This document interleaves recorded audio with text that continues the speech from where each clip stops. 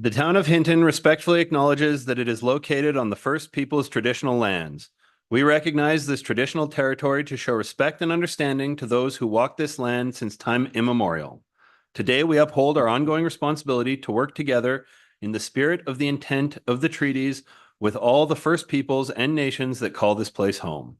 The town expresses gratitude for the opportunity to build a better community on these sacred lands for generations to come. And with that, we will call this regular council meeting for August 20th, 2024 to order. First item on the agenda is the adoption of the agenda. Council, are there any additions or deletions to the agenda this evening? Administration, any additions or deletions to the agenda this evening? Nothing from administration. Thank you, CEO Panasic. Councillor Taylor. Do I have to at this time indicate that there's another notice of motion? No, you do not. But Okay. if you wanted to make a motion to accept the agenda as presented, that'd be great. Okay, I'd like to make a motion to accept the agenda as presented. Thank you, Councillor Taylor. Council, the order on the floor is the council adopt the agenda for August 20th, 2024 as presented. Is there any discussion? Seeing nothing, we'll call the question. Councillors, please vote now. And that motion is carried unanimously. That will take us to section 3 of the agenda, council minutes for adoption. Councillors? Councillor Haas. Thank you, Mr. Mayor. I'd like to move that we adopt regular council of August 6, 2024 minutes and the committee of the whole of August 13, 2024 minutes, please. Thank you, Councillor Haas. Council, the motion on the floor is the council adopt the minutes from the regular council meeting of August 6, 2024 and the committee of the whole meeting August 13th, 2024. Any discussion? Seeing nothing, we'll call the question. Councillors, please vote now.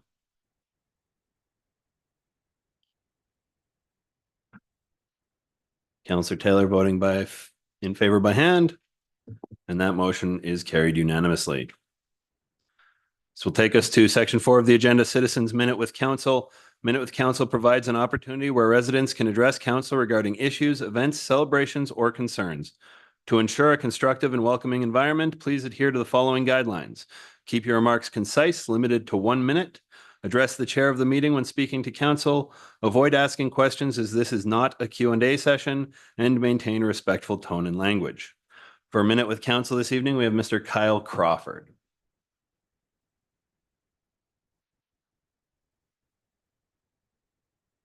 Thanks, Mayor and Council.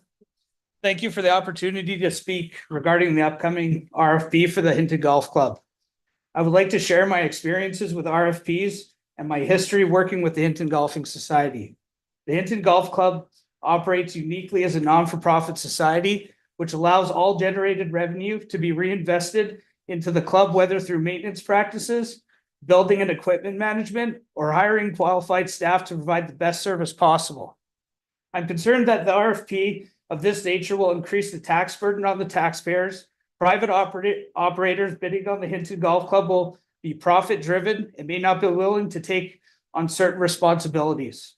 This would result in additional costs being passed on to the town and ultimately to the taxpayer or the golfers themselves. Currently, the HCS has been responsible for 100% of the building and course maintenance, a responsibility that may not be upheld if a private operator wins the bid. Additionally, the Hinton Golf Society has several equipment leases totaling $23,446 per month on a 6-on, 6-on payment schedule, which typically through an RFP process would be placed onto the town of Hinton's taxpayers. The golf course staff brings extensive knowledge with over 38 years in turf management, 25 years in golf course mechanics, over 20 years in food and beverage, and over 20 years in golf operations. This depth of expertise has enabled us to succeed, consistently increasing revenue year after year over the last 5 years. With 2024 on pace to hit all revenue budget targets as well as coming under the expense line, the golf course is in tremendous shape and has been for the past 5 seasons, consistently providing our customers with 18 holes from opening day. While some courses have suffered significant losses costing hundreds of thousands of dollars to replace greens, our maintenance practices and expertise has allowed us to avoid such issues. For example, a nearby golf course with a maintenance budget 3 times the Hinton Golf Club had to replace 4 greens this year. Our ability to strategically allocate funds and implement a maintenance plan keeps our facility in top condition, offering a product that justifies our rate structure while remaining competitive. It was mentioned last Tuesday that 12 organizations are seeking funding from the town of Hinton, while the Hinton Golfing Society has sought no funding for the last 5 years. Additionally, the Hinton Golfing Society has repaid $235,394 from an operating loan taken out in 2019 before my tenure. I've worked under several operation models, including private operators, management companies, and private ownership. From my experience, working for the Hinton Golfing Society as a non-for-profit is by far the best approach. This approach prioritizes the well-being of the golfing community and the golf course, rather than focusing on personal or company gain.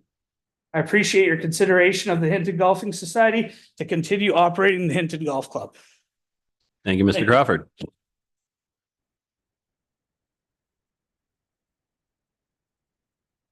And that will conclude our Citizens Minute with Council this evening. That would take us to section 5, delegations and presentations. And we have 5.1, Northern Rockies Museum of Culture and Heritage, presented by Margaret Schultz. Margaret?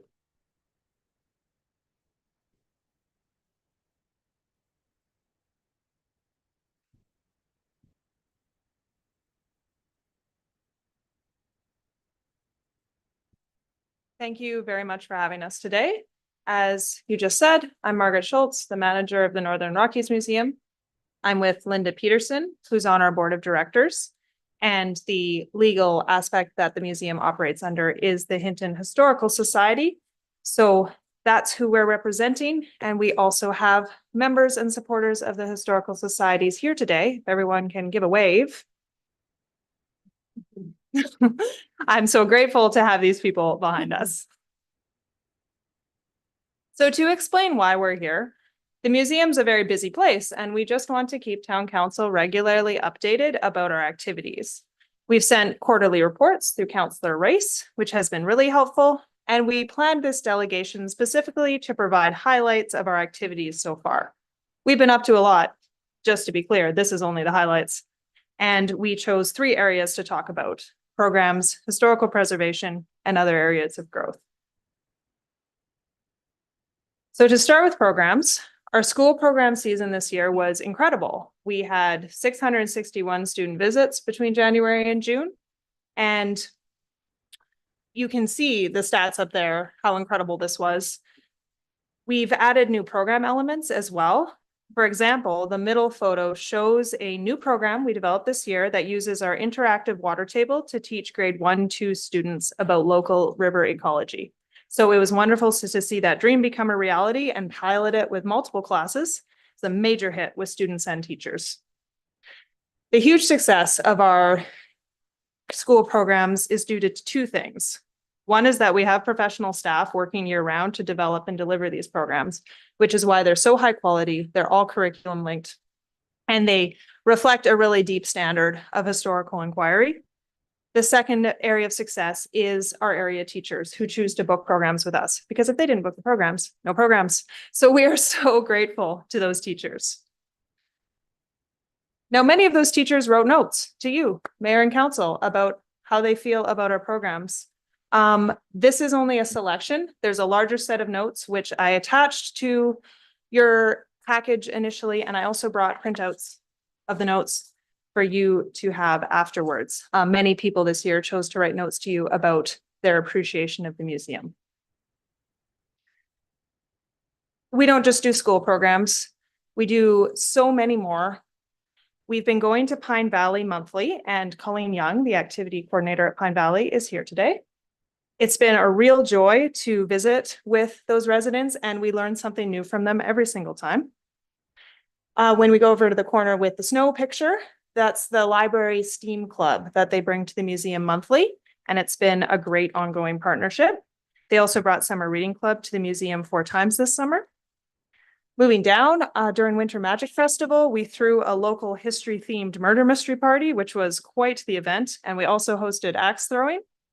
And lastly, we took Discovery Camp Voyager canoeing this July, which has been a long time coming, and it was really exciting to pilot that program. We also hung 2 new exhibits in February, but I didn't attach pictures because you have to come and see them yourself.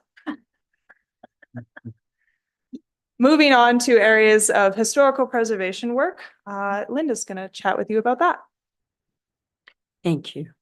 In January, we transferred the Peterson papers to the Coal Branch Archives and created an online launch series to advertise the presence of this collection. Our collections manager intern this year fully inventoried and numbered our artifacts, which is a huge accomplishment, as most museums have backlogs. We're now into the ongoing task of fully cataloging them. We also contracted to the town to rewrite the text and assist with selecting images for the new Green Square signage. And we were a filming location for CBC Our Edmonton. And through a grant, we're undergoing a website renewal and branding update. The bottom set of logos on the slide are the examples we chose from to update our logo, and stay tuned for the final. Thank you. We like to keep things exciting. Now, moving on to other areas of growth. This year, we've been delighted to see growth in our volunteer program. We've gained a number of regulars who come to the museum weekly or monthly, and we have even more people on the list for one-time projects. We're able to get to know each volunteer personally, and we tailor their work to suit their interests and their aspirations for personal growth. They move really fast, so there's no pictures. You just gotta picture it because they're always around and always working. And I put this together and realized I didn't have any pictures of them. Another area of growth we're proud of is in governance and sponsorships. We're actively working on improving our board governance in 2 ways: by creating a formal onboarding process for new board members, and also reviewing sections of our policies for each meeting to really professionalize our governance. And we are working to build a set of sponsorship and membership tiers to connect interested businesses to the museum, which will be very useful for our long-term sustainability.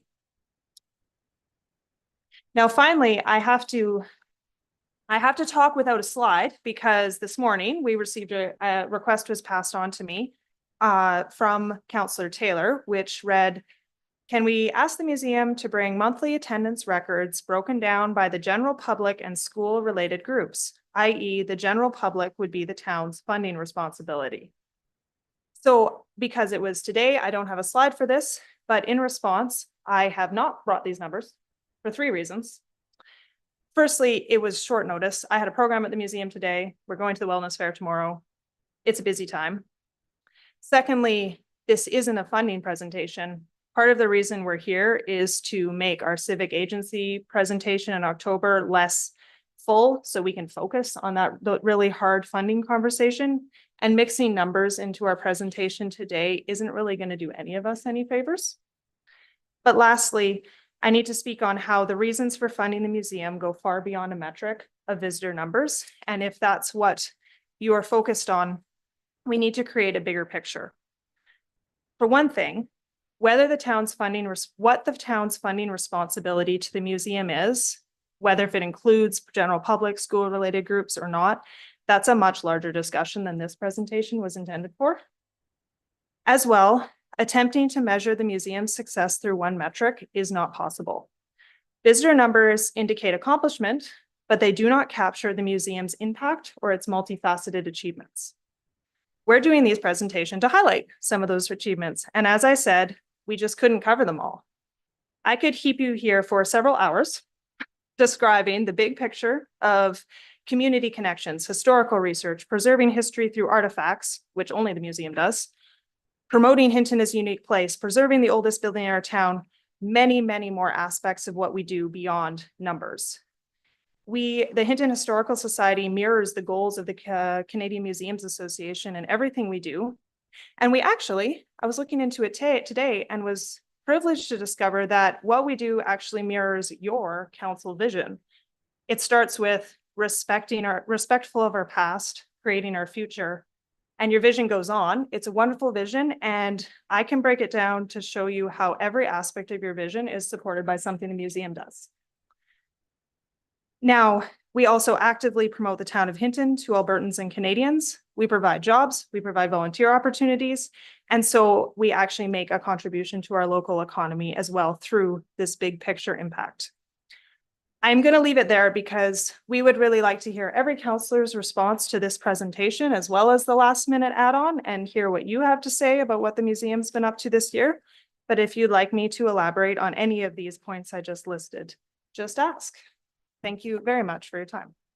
Thank you, Ms. Schultz. We'll go to Counselor Magoon. I'm going to cheat. I'm going to wear my other hat and just say how excited the kids were to have the museum, especially at the school. They love the field trips. It's really what kid doesn't enjoy going out on a field trip, especially to the museum. But some of the programming that the museum brought into the school, was lovely. The kids enjoyed it. I certainly enjoyed sitting down and painting rocks with the grade 2s. That's awesome. So no, we appreciated the time and investment in the kids, and they certainly did too. So thank you. I'm really glad we could do that. Most of our programs are travelable.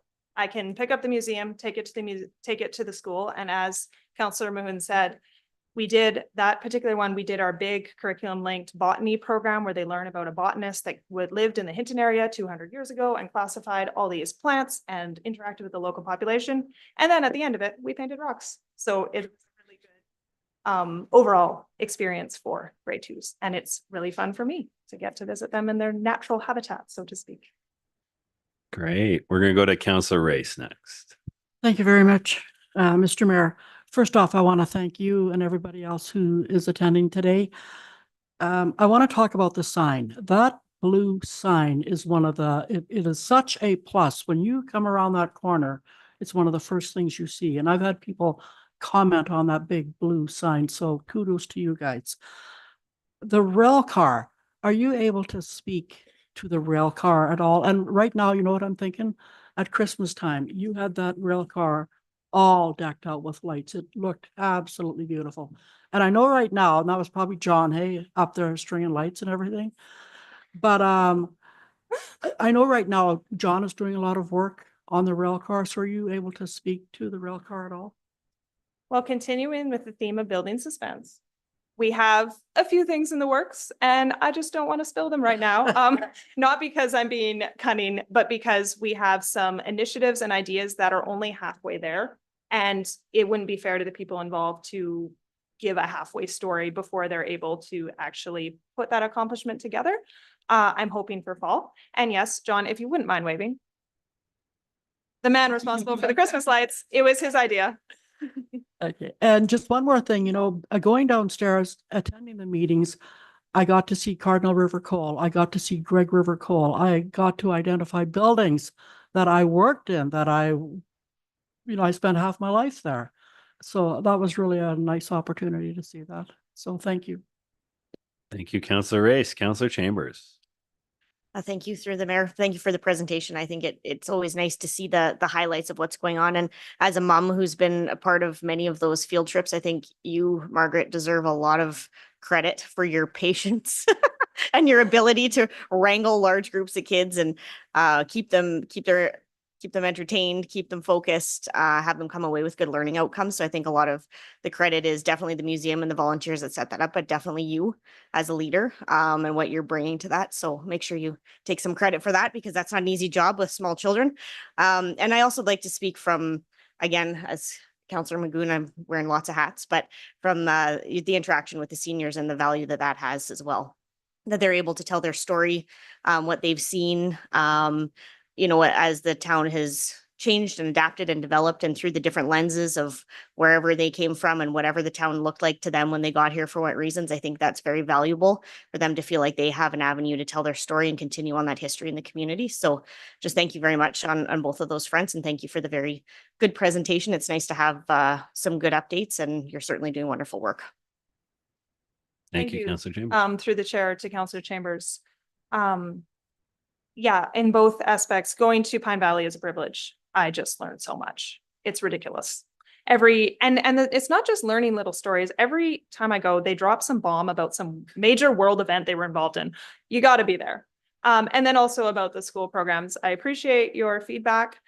It is something I love about my job. And it also is a testament to the value of having consistent professional staff at the museum, which the only reason we have that is through civic agency funding. We're able to hire people who are trained and have background experience in this so that that professionalism can underlie everything that volunteers can do as their personal aspirations fit. So it's a privilege for me to have a chance to work here as my as a huge, big step in my career. Thank you. Counselor Taylor. I agree with you. We don't need complete attendance records right now. So you don't have them, that's fine. But they do provide significant information that's useful, and I'll tell you why.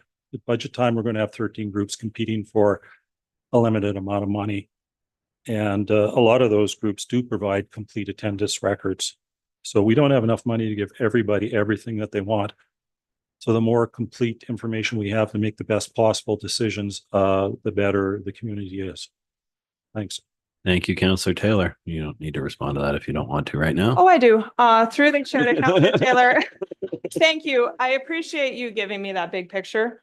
As I said, and as we will always continue to say, and as the Historical Society has proven since their founding, there is more to the museum than numbers, and doing straight cross comparisons between organizations that do very different things isn't actually useful for the long term.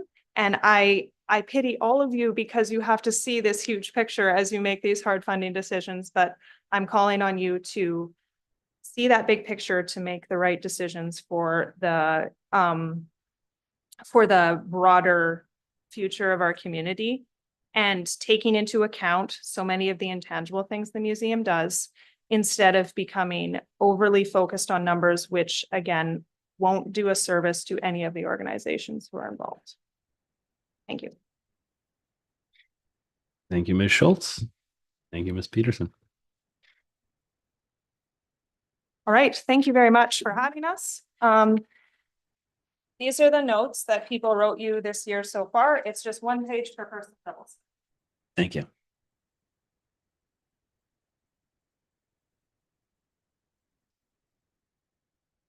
Okay, that will wrap up delegations and presentations this evening, which takes us to section 6 of our agenda. And we're going to look for a motion to go into closed from council. Counselor Chambers. I'll move that we go into closed session at 4:22. Thank you, Counselor Chambers. Council, the motion on the floor is to move into closed session at 4:22. Any discussion? Seeing nothing, we'll call the question. Councilors, please vote now. And that motion is carried unanimously. We are going into closed session. For those of you in the audience today,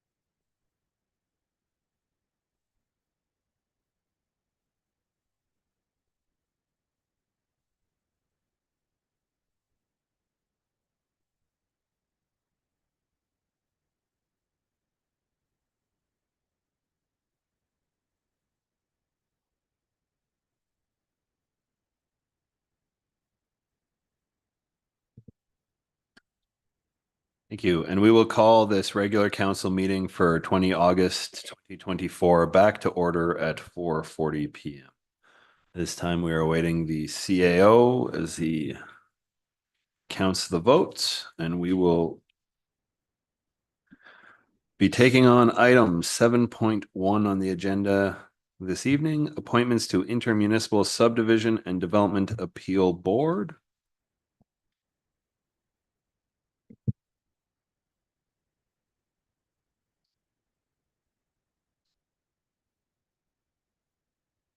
Now we can probably start the presentation from Ms. Bourbeau. While the CEO finishes up counting. Oh, CEO Panasic then.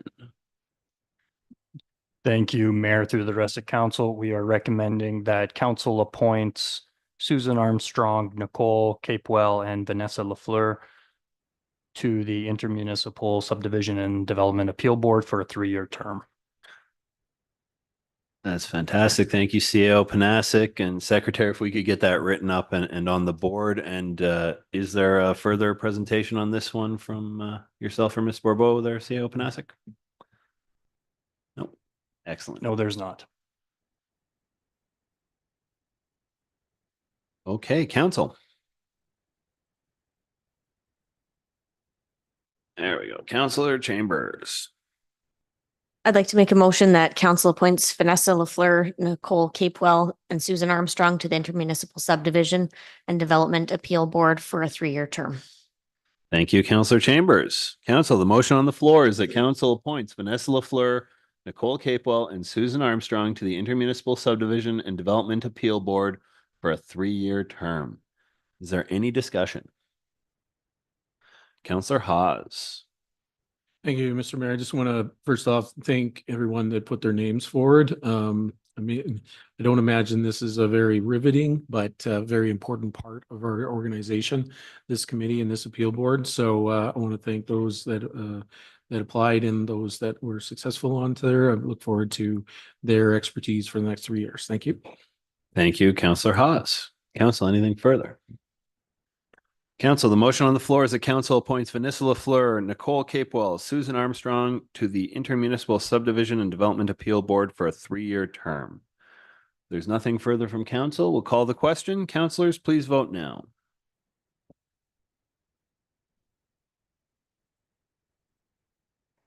And that motion is carried unanimously. Council, is there anything further for item 7.1 on the agenda this evening? Seeing nothing, we'll move to item 7.2, Mutual Aid Agreement, Parks Canada. We'll go to Chief de Beaudrat. Good afternoon, Your Worship and members of council. This afternoon, I'm presenting a report regarding the proposed mutual aid agreement between the town of Hinton and Parks Canada. This agreement would enable our Hinton Fire Services to provide fire and rescue services to the Mayette Hot Springs area, including Highway 16 past the park gates, which is a crucial step in facilitating the reopening of this area to the public. On August 8th, 2024, Parks Canada reached out to us with a request for mutual aid. Their senior strategic advisor requested that Hinton assist in fire response for the Mayette Hot Springs area. This request is essential for the limited resumption of services in this area, and which has remained closed to the public. Council previously considered this matter when first brought before the Committee of the Whole on August 14th. During that meeting, a motion was carried unanimously to refer the Mayette Hot Springs Fire Response Agreement to a future council meeting. As we know, the Jasper Fire Complex fire heavily impacted the municipality of Jasper, leaving their fire department unable to provide full emergency services to the hot springs. Despite the proximity of the wildfire, Mayette itself was not affected, and Parks Canada is keen on reopening the area. However, this reopening is contingent on ensuring that adequate emergency response capabilities are in place. Hinton Fire Rescue is well positioned to meet this need, being the closest available service to the Mayette area. With the recent scale down of personnel and equipment being utilized in Jasper town site, we now have the capacity to extend our services from Hinton. Additionally, we secured Parks Canada radios, which enables seamless communication for emergency response operations beyond the park gates. We will continue to be dispatched from our own dispatch service in Yellowhead County. Financially, there's no impact or implications for this agreement. However, this request does exceed our current level of service policy for fire rescue services. Providing services outside of our jurisdiction typically requires either a state of local emergency or an approved mutual aid agreement, which is why we're bringing this forward today. Given the importance of ensuring public safety and supporting the reopening of Mayette Hot Springs, Administration is recommending that the council direct administration to enter into a mutual aid agreement with Parks Canada to provide fire and rescue services to the Mayette Hot Springs area. With that, I'll take any questions. Thank you, Chief. Councillor Magoon. Thank you, Mr. Mayor. I'd like to take the recommended action and move that council direct administration to enter into a mutual aid agreement with Parks Canada to provide fire and rescue services to the Mayette Hot Springs end area. And then just really briefly, I appreciate the report from the chief as well as the discussion we had at last standing committee, especially around areas like radio communications, our ability to deliver services. I think I'm very satisfied that this is something we can do safely. Of course, on the chief's advice, and I'm happy to be able to provide this in order to give some sense of normalcy to both the residents of Jasper and Hinton. Thank you. Thank you, Councillor Magoon. Council, the motion on the floor is that council direct administration to enter into a mutual aid agreement with Parks Canada to provide fire and rescue services to the Mayette Hot Springs and area. Is there any further discussion? Then we'll call the question. Councillors, please vote now.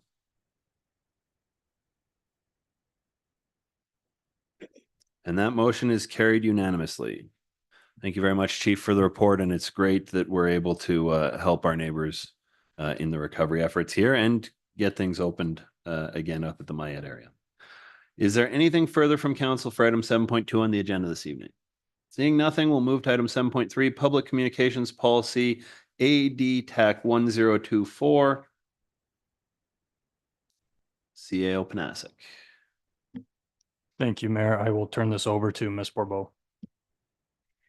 Thank you, CEO Panasic, and with council's, if council is acceptable to it, I would like to ask Ms. Dragon to present as this was originally her policy. Please go right ahead.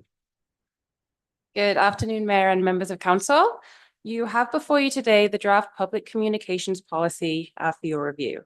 The policy was reviewed at a committee of the whole meeting in June 2023, at which committee directed administration to make some amendments to the wording as noted in the report. Since that meeting, administration has been working on the implementation of a new software system citywide that allows administration to respond to and keep track of Hinton Listen submissions as directed by committee and reflected in the attached draft policy. The new Hinton Listen submission form launches tomorrow. So now that we have the processes that support council's vision and direction, the policy is before you for your review. I'm happy to answer any questions you may have. Thank you, Ms. Dragon. Council? Councilor Ostashik. Thank you, Mr. Mayor. So I do have a question for administration. In terms of practical, applicable communications on a day-to-day basis between town administration, or no, between the municipality and the public, what can we see as far as changes moving forward? Through Hinton Listens or generally? Just in general, what's going to change for how we're communicating now to how things are going to be communicated if this policy is enacted? So this policy really is to support our integrated and positive communications with members of the public. It really just supports things that we've been working on already. The old policy was quite outdated. We really just want to maintain responsive, transparent, and respectful two-way communication with the public. Following this policy, we will be reviewing our social media policy, public engagement policy, all the ones that kind of stem off of this one as well. This is really just the first step in strengthening our communications. If I could follow up, please. Specifically to Hinton Listens, then what's going to be changing in terms of how Hinton Listens works? So the new Hinton Listens form, it is now a catch-all form instead of the Hinton Listens system that we had in place at the moment. Some things are sent to infrastructure services that go directly to a work order. Now we have one centralized form for the citizen to fill in, and that has different sections, and each category gets sent directly to the person that is responsible for that kind of inquiry. We have an automated system now, so once someone has entered their submission, they will get that automated response that says that that we've received their submission. And we will have all of these submissions in one place where we can keep track of them, make sure, you know, people are following up on them with notes and things like that. It's a really great system, and we're really excited for it to launch. If I could speak to that quickly, Right. I'm excited to hear that there's changes to the hint and listen system. If anything, from the feedback I've gotten from citizens, it's that it was maybe inconsistent is a good word to describe it. Responses were some were really quick, efficient, full, some were longer. And I did get several concerns communicated to me that their communication through hint and listens never actually did get replied to. So it's great to hear that there's something trackable. Is there a way for citizens to be able to follow up if they don't feel that they've gotten a response in a timely manner? They could follow up by calling us or by email. Specifically with their submission, it would be reaching out to the communication service unit or to one of our other customer service points, and we could log into the system and see where we are on each file and be able to give them an update that way. But that would be the process on that. Excellent. That's great. Even having that is a big step, I think. So that's great. Thank you very much. Thank you, Councillor Stashik. Councillors, any further questions? I'll remind you that there is no motion on the floor at this time.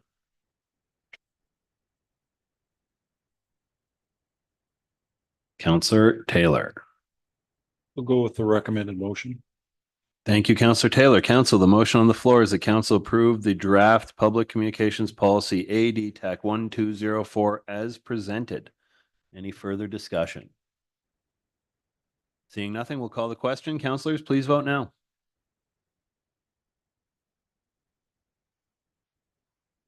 And that motion is carried unanimously. Council, is there anything further for item 7.3 on the agenda this evening? Seeing nothing, we'll move to item 7.4, recycling services to schools. CAO Panasic. Thank you, Mayor. I will turn this over to Mr. McLaughlin. Good afternoon, Council. This report before you today is bringing back for a council decision, something we talked about before. Last year, we brought you some cost savings with how we were running the recycle center. We adjusted the hours, and we brought forward this aspect, and your direction was to consult with the school principals. And so we have done that, and the survey from the principals is attached. Really, this is for council's decision on whether they want to continue providing the service of picking up recycling from the schools. And with that, I'll take any questions. Thank you, Mr. McLaughlin. Council? Councillor Race. Thank you, Mr. Mayor. To administration. I don't know if you know this, maybe Councillor McGowan does, but are the kids part of the recycling program? Do they receive an education on the importance of recycling, or how does that work? Through the chair to Councillor Race, I have no direct knowledge of that, but my understanding is that many of the schools involve the kids in the recycling and use it as an opportunity to teach them about recycling. Okay, thank you. Thank you, Councillor Race. Councillor Taylor. I'd like to go with the recommended action. Thank you. Thank you, Councillor Taylor. Council, the motion on the floor is that council direct administration to discontinue the recycling services provided to the schools for the 2024-2025 school year. Councillor Magoon. Thank you, Mr. Mayor. I won't be supporting the action on the floor. I mean, very clearly, I have some different understandings of the impacts of this for myself and for our colleagues. But if council reads through some of the comments by the colleagues, both within my district and without, for the overall cost of this program versus what the net benefit and gain is, for myself, this program is invaluable professionally. So I'll just leave it at that. Thank you. Thank you, Councillor Magoon. Councillor Haas. Thank you, Mr. Mayor. I guess I just have a quick question, because if I recall from the conversation previous is we were providing that service by going and picking up and bringing to the recycling, which wasn't part of the contract necessarily. That doesn't mean that recycling services will end. It's just now on the school to get the recycling from their site to the Rowan Street site. Is that correct? Mr. McLaughlin? Through the chair to all of council. So currently, with the exception of cardboard, we don't provide recycling services to any commercial businesses in our community. We only do cardboard for commercial businesses. Schools are unique. And so we could certainly allow them to continue bringing their recycling to the recycling center, certainly while we're still operating the center. I don't think anyone would have any problems with that continuing even after EPR comes in, but that wouldn't be our direct call. But I don't see any issues with continuing the service. We will just have to continue to pay for it. Okay, thank you. Counselor Taylor? Individually, these services that we provide for others, they don't add up to large amounts of money until you start adding up the number of groups that we're providing these different types of services for, and then they start adding up to significant sums of money. So then we get up to 13 to 14 groups and we get over $1 million in services, and then we have to start thinking of what's the overall budget that we have to provide these type of services for groups. Thanks. Thank you, Counselor Taylor. Counselor Race? Thank you, Mr. Mayor. I will not support this motion. I think right now we have a wonderful opportunity to reach 1,000 kids in our community and teach them the importance of recycling. And it's going to be a missed opportunity if we take this funding away. Thank you. Thank you, Counselor Race. Council, the motion on the floor is that council direct administration to discontinue the recycling services provided to the schools for the 2024-25 school year. Any further discussion? Seeing nothing, we'll call the question. Councilors, please vote now.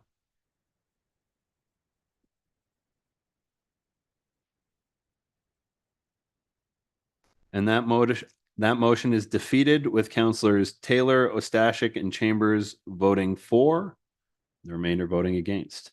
Councilor Ostashik? Thank you, Mr. Mayor. So seeing that this motion was defeated, maybe I should ask this question before it was put to a vote. Seeing as how the municipality is not going to be contracting the entity to provide recycling services anymore once the new producer responsibility group takes over.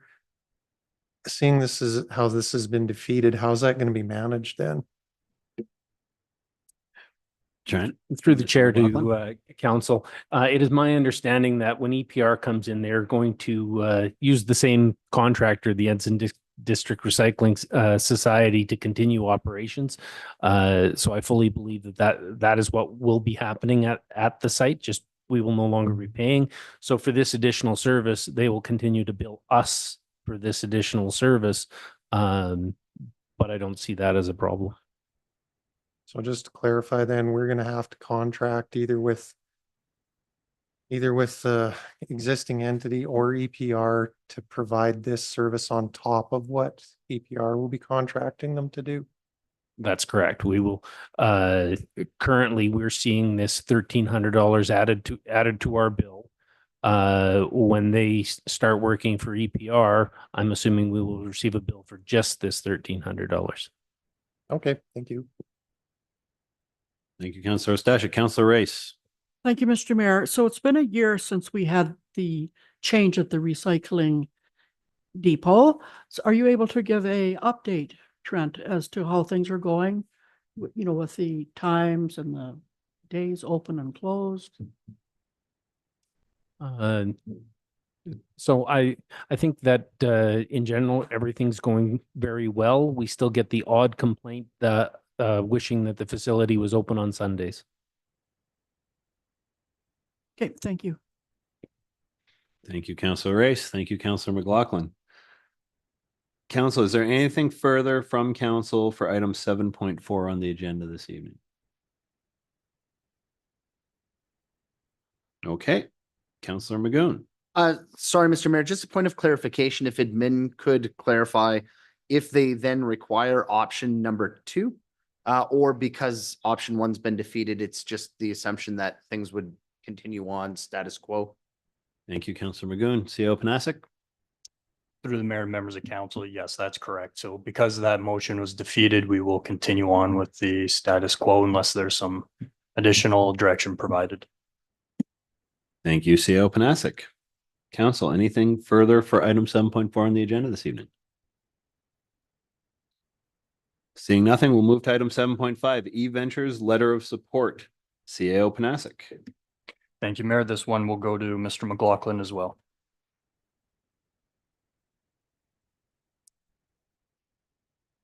Thank you, Council. So for this one, we're looking basically at the installation of an electrical vehicle charger next to Green Square. You have been part of this project, EV Venture, for a while, and we've had partners. They're coming to the last stage where ATCO is, as the main partner, is going to be applying for a grant, and they just want to reaffirm that they have the commitment from council to basically supply the land for this charging station. And with that, I'll take any questions. Thank you, Mr. McLaughlin. Councillor Magoon. Thank you, Mr. Mayor. And again, I know this has been over communicated, but because we are in open session, I just want to make sure the citizens know. So through this, there's no financial liabilities, as it mentions in the report. There's no financial obligations on the town to really be just a supportive partner is what they're asking for, correct? Mr. McLaughlin.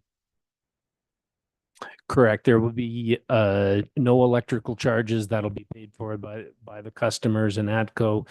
They're not asking for any money for installation. They are strictly asking for the dedication of land for a 10-year period.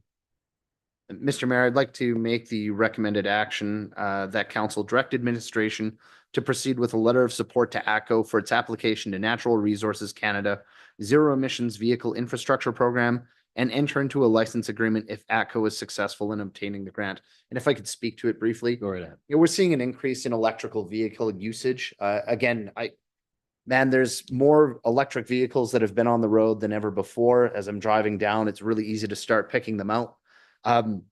We have to make sure that there are certain pieces of infrastructure that are available in order to make ourselves an accessible community. If we have those pieces of infrastructure in the Green Square, which is a business hub, that means that people are going to stop, recharge, take advantage of those businesses. So there's certainly a business development aspect that we can and should consider moving forward. Understanding that there's really no fiscal implications for us, I think this is the right maneuver. So thank you. Thank you, Councillor Magoon. Council, the motion on the floor is that council direct administration to proceed with a letter of support to ATCO for its application to Natural Resources Canada Zero Emissions Vehicle Infrastructure Program and to enter into a license agreement if ATCO is successful in obtaining the grant. Is there any further discussion? Seeing nothing, we'll call the question. Councillors, please vote now.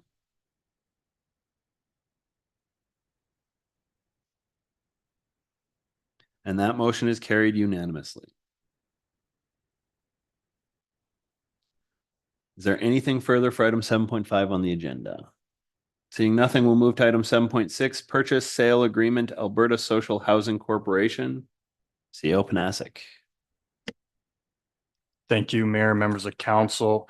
We're bringing this forward today. The Alberta Social Housing Corporation has approached the town and is requesting that Hinton donates some land to the Alberta Social Housing Corporation for the purpose of housing development. And specifically, they have a very short timeline on when they want to put these units on the land in order to temporarily house the displaced residents of Pine Grove Manor, which was the senior facility in Jasper, for a short period of time. Then after that initial stage is done and those residents eventually move out, that housing will remain here in Hinton.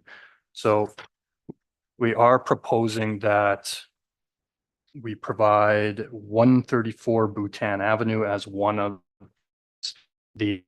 that one. We did work with the Alberta Social Housing Committee or Corporation in selecting that site, and they did want it for a number of reasons. The proximity to the Valley Business District was a key consideration for them. The proximity to Pine Valley and their services was a key consideration.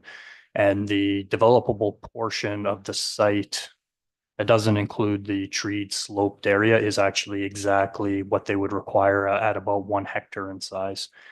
What they have communicated to us is that they're proposing to construct a minimum of 20 modular units with a very aggressive timeline, and they do expect to start the servicing and drilling the piles sometime this fall. And they expect to start dropping the units, likely 2 at a time, sometime in March or April of 2025. So it's a very aggressive timeline in order to accommodate the short-term needs of the Pine Grove residents. So we are recommending that council directs administration to enter into a purchase sale agreement for $1 with the Alberta Social Housing Corporation to sell 134 Bhutan Avenue for the purpose of this development. Thank you, CAO Panasic. Councillor Magoon. Thank you, Mr. Mayor. CAO, really the question I have is around the servicing aspect of things. Who becomes responsible for the costs of servicing on the land itself? CAO Panasic. All of the servicing will be the responsibility of the government of Alberta or the Alberta Social Housing Corporation. So this land is not serviced right now. That will either have to be brought in from Drinnan or from further down Bhutan. We don't know which one they want to do, and it could be a mixture of both depending on the civil infrastructure and where it's located. So, but that all of that responsibility would be on the developer. That's good. I'll go back in queue, Mr. Councillor Taylor. Will we see the details of the agreement before it's signed? CAO Panasic. Through the mayor to members of council, once that is complete, we can certainly send that to council. But there's nothing unique about this purchase sale agreement. It's really providing them the land for $1, and then they are simply going to be subject to all of our policies and regular processes that any other developer would. Follow up, Councillor Taylor? Yeah. So, well, I don't think that just because we're giving it to government that we should not protect ourselves in case it doesn't get used for the intended purposes. But is that going to cover the details of servicing? What happens if the land doesn't get used for the purposes of what we're giving it for? And in more detail, what's being proposed? Are those details that are covered in the agreement? And if those aren't covered in the agreement, how do we ensure that that's going to happen? CAO Panasic. Through the mayor to members of council, yes, all of those will be covered in the agreement. Perfect. Thank you. Thank you, Councillor Taylor. Councillor Ostashik. Thank you, Mr. Mayor. My understanding is the owner of that property is going to become Alberta Social Housing Corporation. Is that correct? That's correct. Okay.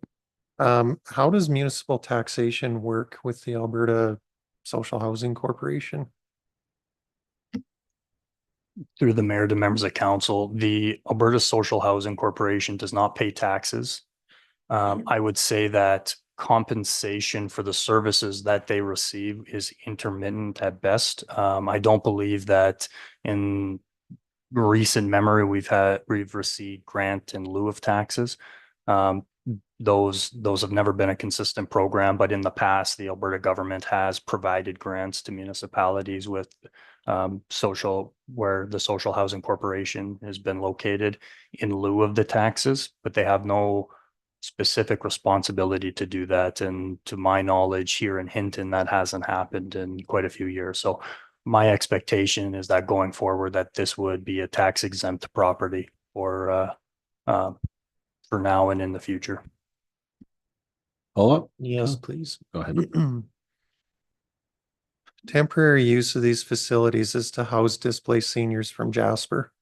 And then it's indicated that moving forward from that, it could be transitioned to regular seniors housing or low income housing. At the point of transition, does Alberta Social Housing Corporation retain ownership? I'm assuming they're permanent owners of this, correct? CEO Panasic? Through the mayor to members of council. I mean, this is something that has been put together very quick, so we actually don't have all of the details of what this is going to look like after the residents. But my assumption and based on my conversation with them is that they do plan on retaining ownership of this housing after the initial step of housing the displaced seniors is over. If I could follow up one more time, if I may. Good administration, I'm just flipping things over in my head. What would the town of Hinton be responsible for in terms of municipal services to this property once it's developed? CEO Panasic? Through the mayor to members of council, I wouldn't say anything specific. I would say that it would be the road network that is used by the residents, the general services, the water, the wastewater, the stormwater management system, the firefighting services and protection services, all of those general services that are paid through taxation, those would be provided still to the residents of this development. But granted, we will not be receiving taxes from these as a social housing development. Does the social housing or Alberta Social Housing Corporation pay utilities? Yes, they do. Thank you. Did you have further follow-up? I'm assuming there is no snow removal or road maintenance. That's part of the development structure, similar to a condominium build, or are we talking municipal streets within that development? CEO Panasic? Through the mayor, Councilor Stashik, no, these are just the general services of what we provide. Looking at this lot specifically, and if we'd be responsible for anything within it, we would not be. That would be their responsibility to, build, maintain their internal roads, what within the property to cut their own grass, to plow their own streets. All of those within the property would be the responsibility of the Alberta Social Housing Corporation. Thank you. Thank you, Councillor Stashik. Thank you, CEO Panasic. Councillor Hawes?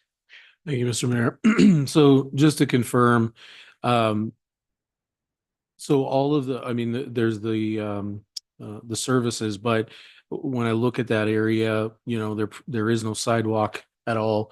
The developer would be responsible to construct that as well, along with any crosswalks or anything like that along the way, with the increased traffic in that area. Because if the whole purpose is to connect them to Pine Valley Lodge and the rest, those are things that are going to be necessary. Is that then the developer's responsibility or the town's? CEO Panasic? Through the mayor to members of council, no, that would be the responsibility of the developer to do any offsite work that would be necessary to accommodate the development.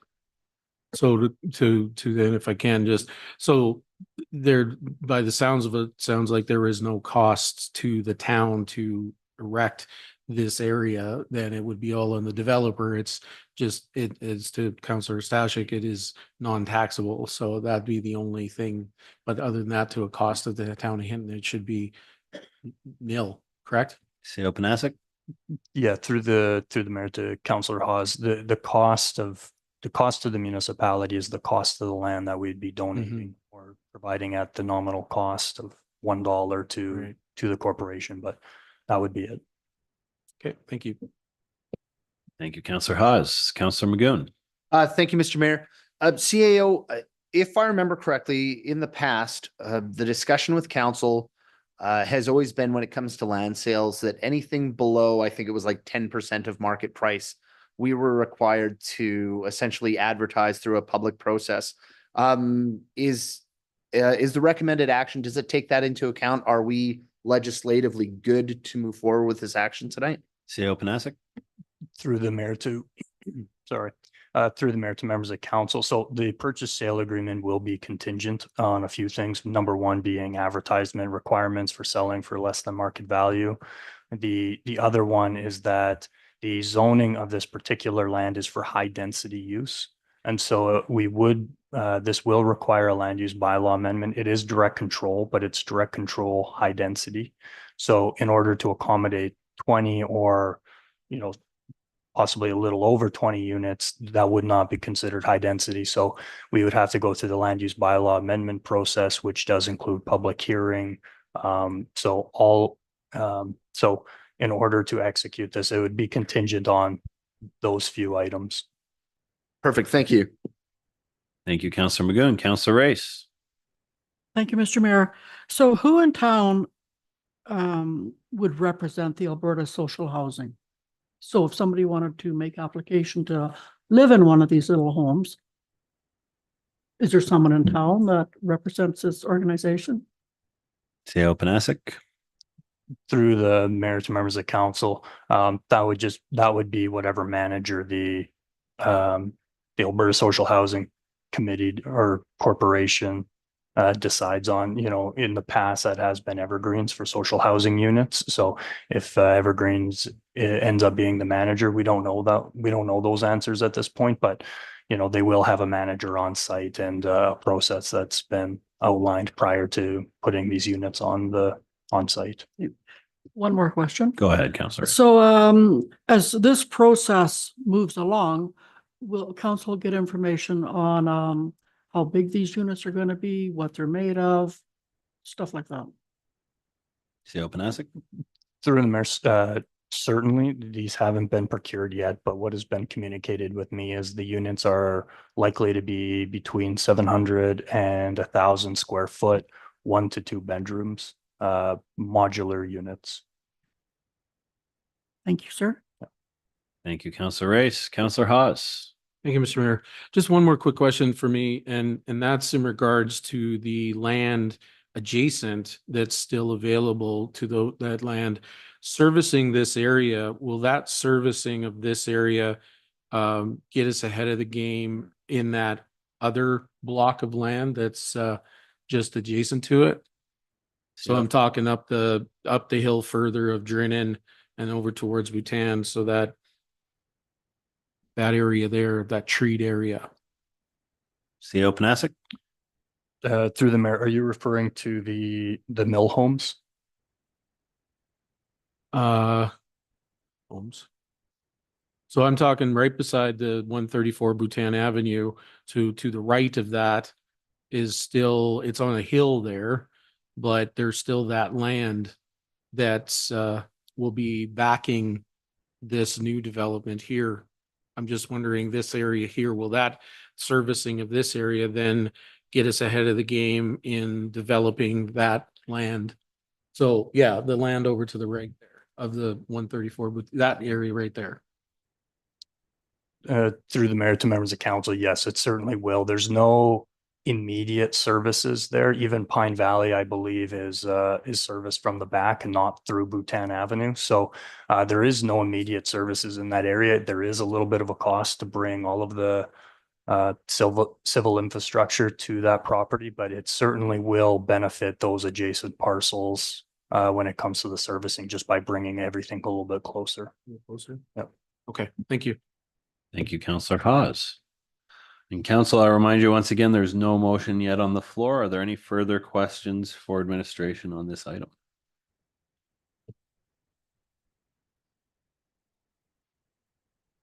Councillor Haas. Thank you, Mr. Mayor. Appreciate the latitude to ask a lot of questions beforehand, being as how this is the first we've heard of it. So I would like to make the recommended motion, the council direct administration to enter into a purchase and sales agreement for $1 with the Alberta Social Housing Corporation to sell 134 Bhutan Avenue, Plan 182, 1997, Block 10, Lot 4 for the purpose of housing development. And if I can speak to it. Go right ahead. I mean, these are circumstances that beyond our control with what happened in Jasper, unfortunately, but you know, being as how we have that land, ideally, you know, I know it was to purchase to improve or increase taxation in our community. However, if we can accommodate that, still have a parcel of that land with servicing that part and no cost to us to service it, it could put us ahead of the game too for that other portion of the land as well. So with all of that, I'll speak in favor of this. Thank you. Thank you, Councillor Haas. Council, the motion on the floor is the council direct administration to enter into a purchase and sale agreement for $1 with the Alberta Social Housing Corporation to sell 134 Bhutan Ave, Plan 182, 1997, Block 10, Lot 4 for the purpose of housing development. Is there any further discussion? Councillor Magoon. Thank you, Mr. Mayor. I'll be supporting this. This particular piece of property, there isn't actually a whole bunch of developable land attached except in that frontage. The other thing to identify too is going back really, I think as early as I was first elected in 2012, at grade seniors housing has been a discussion point in the community for a long time. And it was prohibitive at the time because the developer in question couldn't develop at grade seniors housing at a price point that seniors in the community wanted to take advantage of. So I think there's a bit of a trade-off here in that we can get 20 units for the community in the long term. And also I think it is definitely a good feeling to be able to help our displaced senior neighbors find some stability over the next number of months and know that there's a seniors community that they can be part of. So for myself, I'm looking forward to supporting this. Thank you. Thank you, Councillor Magoon. Council, the motion on the floor is the council direct administration to enter into a purchase and sale agreement for $1 with the Alberta Social Housing Corporation to sell 134 Bhutan Ave, Plan 182, 1997, Block 10, Lot 4 for the purpose of housing development. Is there any further discussion? Seeing nothing, we'll call the question. Councillors, please vote now.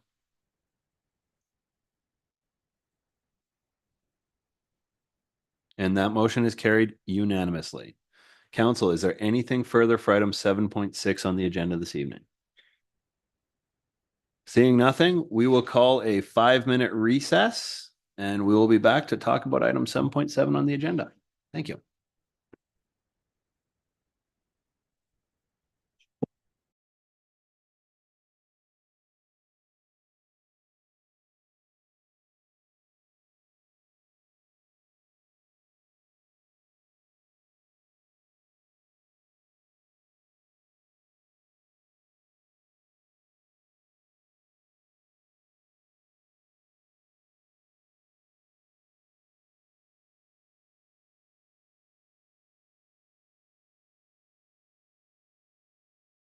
Seven point seven of our agenda this evening, Hinton Golf Course Operations and Management Agreement, CAO Panasic.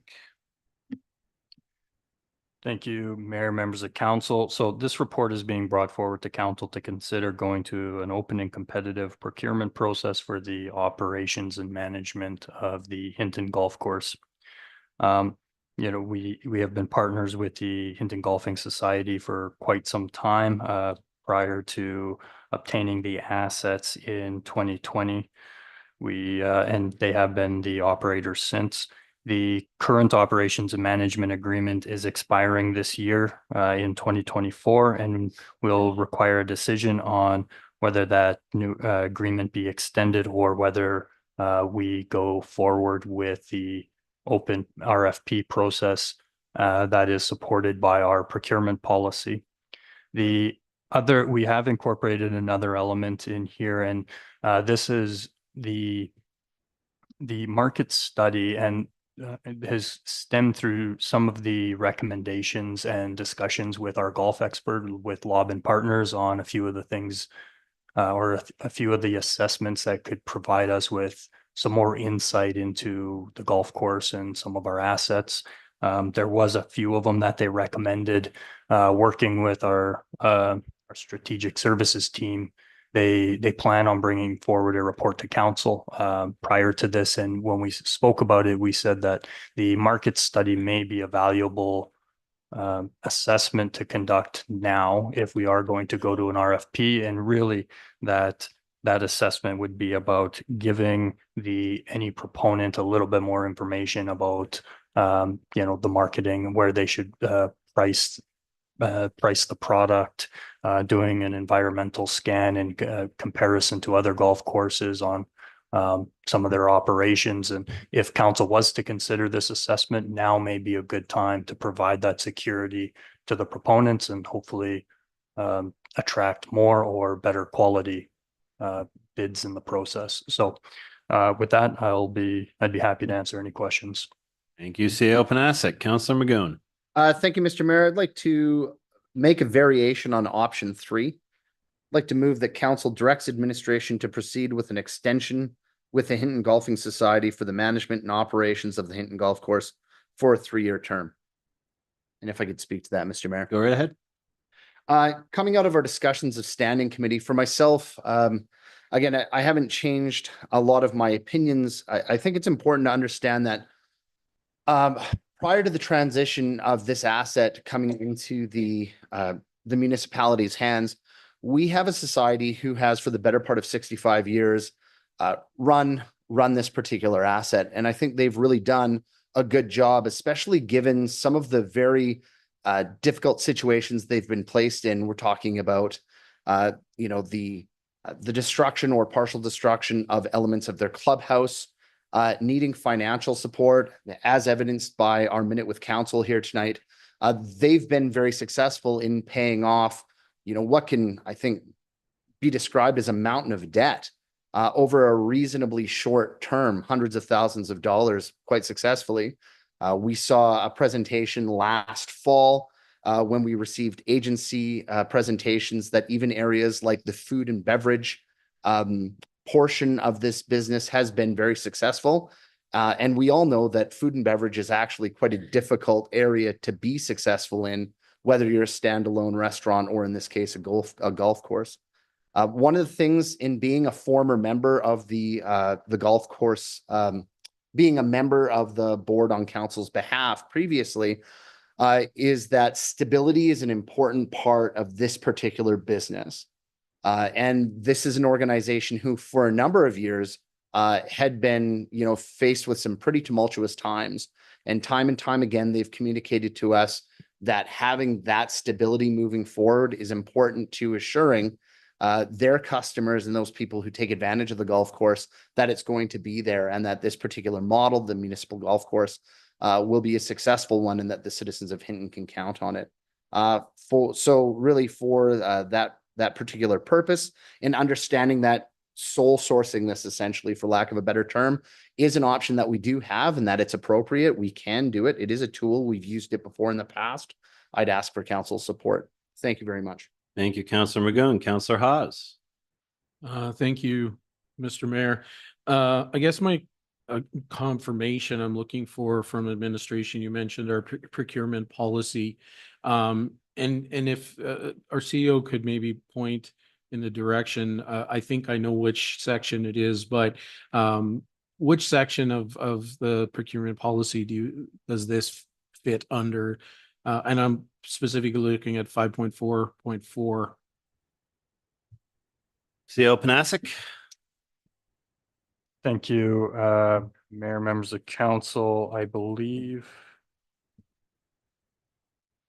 this is section 444 of the procurement policy related to open and an open and competitive process for contracts that are over the values of $75,000 for goods and services and $200,000 for construction. And then that would be in alignment with our the relevant trade agreements as well. If I can then go ahead, Councillor Haas. So based on that and the time, I know we've talked about time-wise from administration, specifically our CEO, that going through this process should not jeopardize, but it's jumping on this quickly. Based on our procurement policy, I won't be in favor of extension. We've never gone through this process before with this area, but I think based on where we're at, I think it's only good governance, to go through this process and follow policy. This is an asset of our community. We do it with every other area when it comes to contractors and, those that provide us services in our community. So I don't see this any different. So based on that, I won't be in favor of the motion put forward. Thank you. Thank you, Councillor Hawes. Councillor Magoon. Thank you, Mr. Mayor. For the CAO, then, in the past, because we have extended this before without going to an RFP process, has the town of Hinton behaved inappropriately in the past by doing so? CAO Panasic. Through the mayor to members of council, no, I don't believe so. I think it was a determination and, likely an appropriate one for the time. We always have the ability in those circumstances to sole source. And I think that there is a case for sole source as well. We heard today from the manager of the golf course, and to his point, the agreement as it stands is uniquely tailored to a society model, not necessarily tailored to a profit model. So making a determination on whether the Hinton Golfing Society or the current operator is the only one who could, I wouldn't say that. I think there's others who could do it. But I don't think there's any risk in going with the sole source either. I think it's just a matter of ensuring that you make a decision that is in your best interest based on typically risk when it comes to procurement. I see low risk going with either one, but I would say that as per policy, the most appropriate avenue would be to go to an open and competitive procurement process. Thank you. Thank you, Councillor Magoon. Thank you, CAO Panasic. Councillor Race. Thank you, Mr. Mayor. So that was my question. Are we going against policy by not doing this? Second question is the market study for 19,500. That is to assist those who may be interested in. Councillor Race, we're going to save that question for, we're going to keep comments onto the motion on the floor at the moment. All right. Thank you. Thanks. So council, as a reminder, the motion on the floor is that council directs administration to proceed with an extension with the golf course, the Hinton Golfing Society, for the management and operations of the Hinton Golf Course for a 3-year term. Is there any further discussion on the motion on the floor? Seeing nothing, we'll call the question. If it kind of pops up for anybody here. There we go. Councillors, please vote now.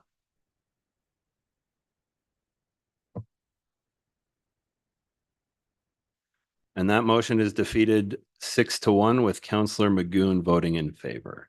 Councillor Taylor.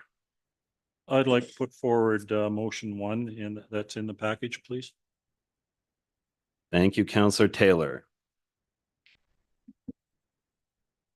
Council, the motion on the floor is that council directs administration to proceed with a request for proposals for the operations and management of the Hinton Golf Course for a 3-year term. Councillor Hawes. Thank you. I don't want to harp on this, but I do have a quick question for clarification.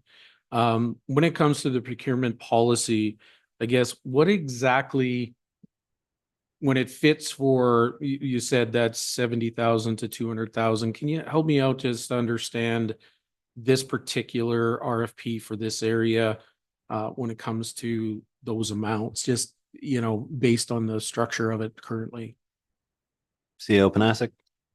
Through the mayor to members of council. So procurement value typically is based on cost, not necessarily based on profit or anything like that. So when you're looking at, and those thresholds come from the NWPTA or the Northwest Trade Partnership Agreement trade law, and those are the identified thresholds when to initiate a open and competitive procurement process. So when I looked at it and valued the contract, we primarily looked at costs as per that trade law. Follow-up, Councillor Hawes? And those costs are, just to kind of, so I understand. CAO Panasic. it can either be the cost to the municipality or to the cost to the proponent when you're determining the value and how much is spent. So, there is about 1.6 million in costs and roughly the same, a little bit over when it comes to revenue. So when you're determining the value, typically you look to those and not necessarily to a profit margin when you're determining the value and whether it meets that threshold. Okay, thank you. Thank you, Councillor Hawes. Thank you, CEO Panasic. Councillor Chambers. Thank you through the mayor to administration. We'll definitely admit that it's a little bit confusing to be looking at the policy, looking that it seems very black and white to me, but then also hearing that sole sourcing is an option in this as well. But I guess my one question is, through this RFP process, will there be any point scoring or things given based on experience of the proponents that would be applying for this RFP? Will the experience of the group be considered in that process at all? CEO Panasic. Through the mayor to members of council, and just to Councillor Chambers' first point, if we did go to a sole source process, I do say that would be contrary to policy. So I didn't want to say that it's within policy. When I looked at it, I wouldn't consider it within policy.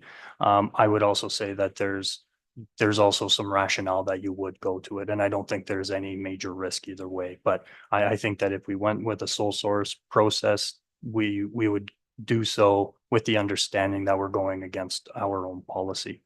To the latter point, when it comes to experience, absolutely, as part of the RFP process, it's not necessarily about price. It's about a wide variety of factors for the proponents. Certainly specific knowledge on the asset is a valuable piece of experience, and the knowledge of our particular situation is certainly a leg up for our existing proponent or our existing contractor. But we would look at experience as a part of the RFP process. Councillor Magoon. I'm just going to withdraw for a moment, Mr. Okay. Mayor. Thank you. Councillor Stashik. Thank you, Mr. Mayor. I'll be speaking in favor of the motion. Appreciate Mr. Crawford's comments from earlier this evening regarding the wealth of knowledge, experience, and the ability to manage the course that the Hinton Golfing Society has. If this motion does come to pass, I'd certainly look forward to Hinton Golfing Society submitting a proposal for it. To the comments about the past success, I do agree that Hinton Golfing Society has been very successful since they've taken over the operation of the municipal course on behalf of the town.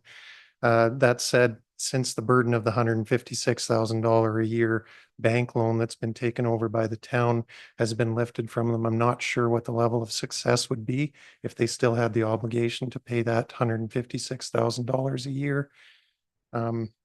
I believe that the RFP process for this is the responsible process to take. I've said before, as council, we're stewards of taxpayer dollars. We have an obligation to make sure that municipal dollars are being spent in the most efficient way possible. And contracts to provide services to municipalities, I believe, are best served through competitive procurement process. As has been indicated earlier tonight, sole sourcing runs contradictory to our purchasing policy. I believe personally, it's important to stick to our purchasing policy if possible. And in the past, I've always been told, it's been my belief and what I've tried to stick to, that if you do want to go contrary to policy, you can, but there should be a really good reason to justify why you're going against policy.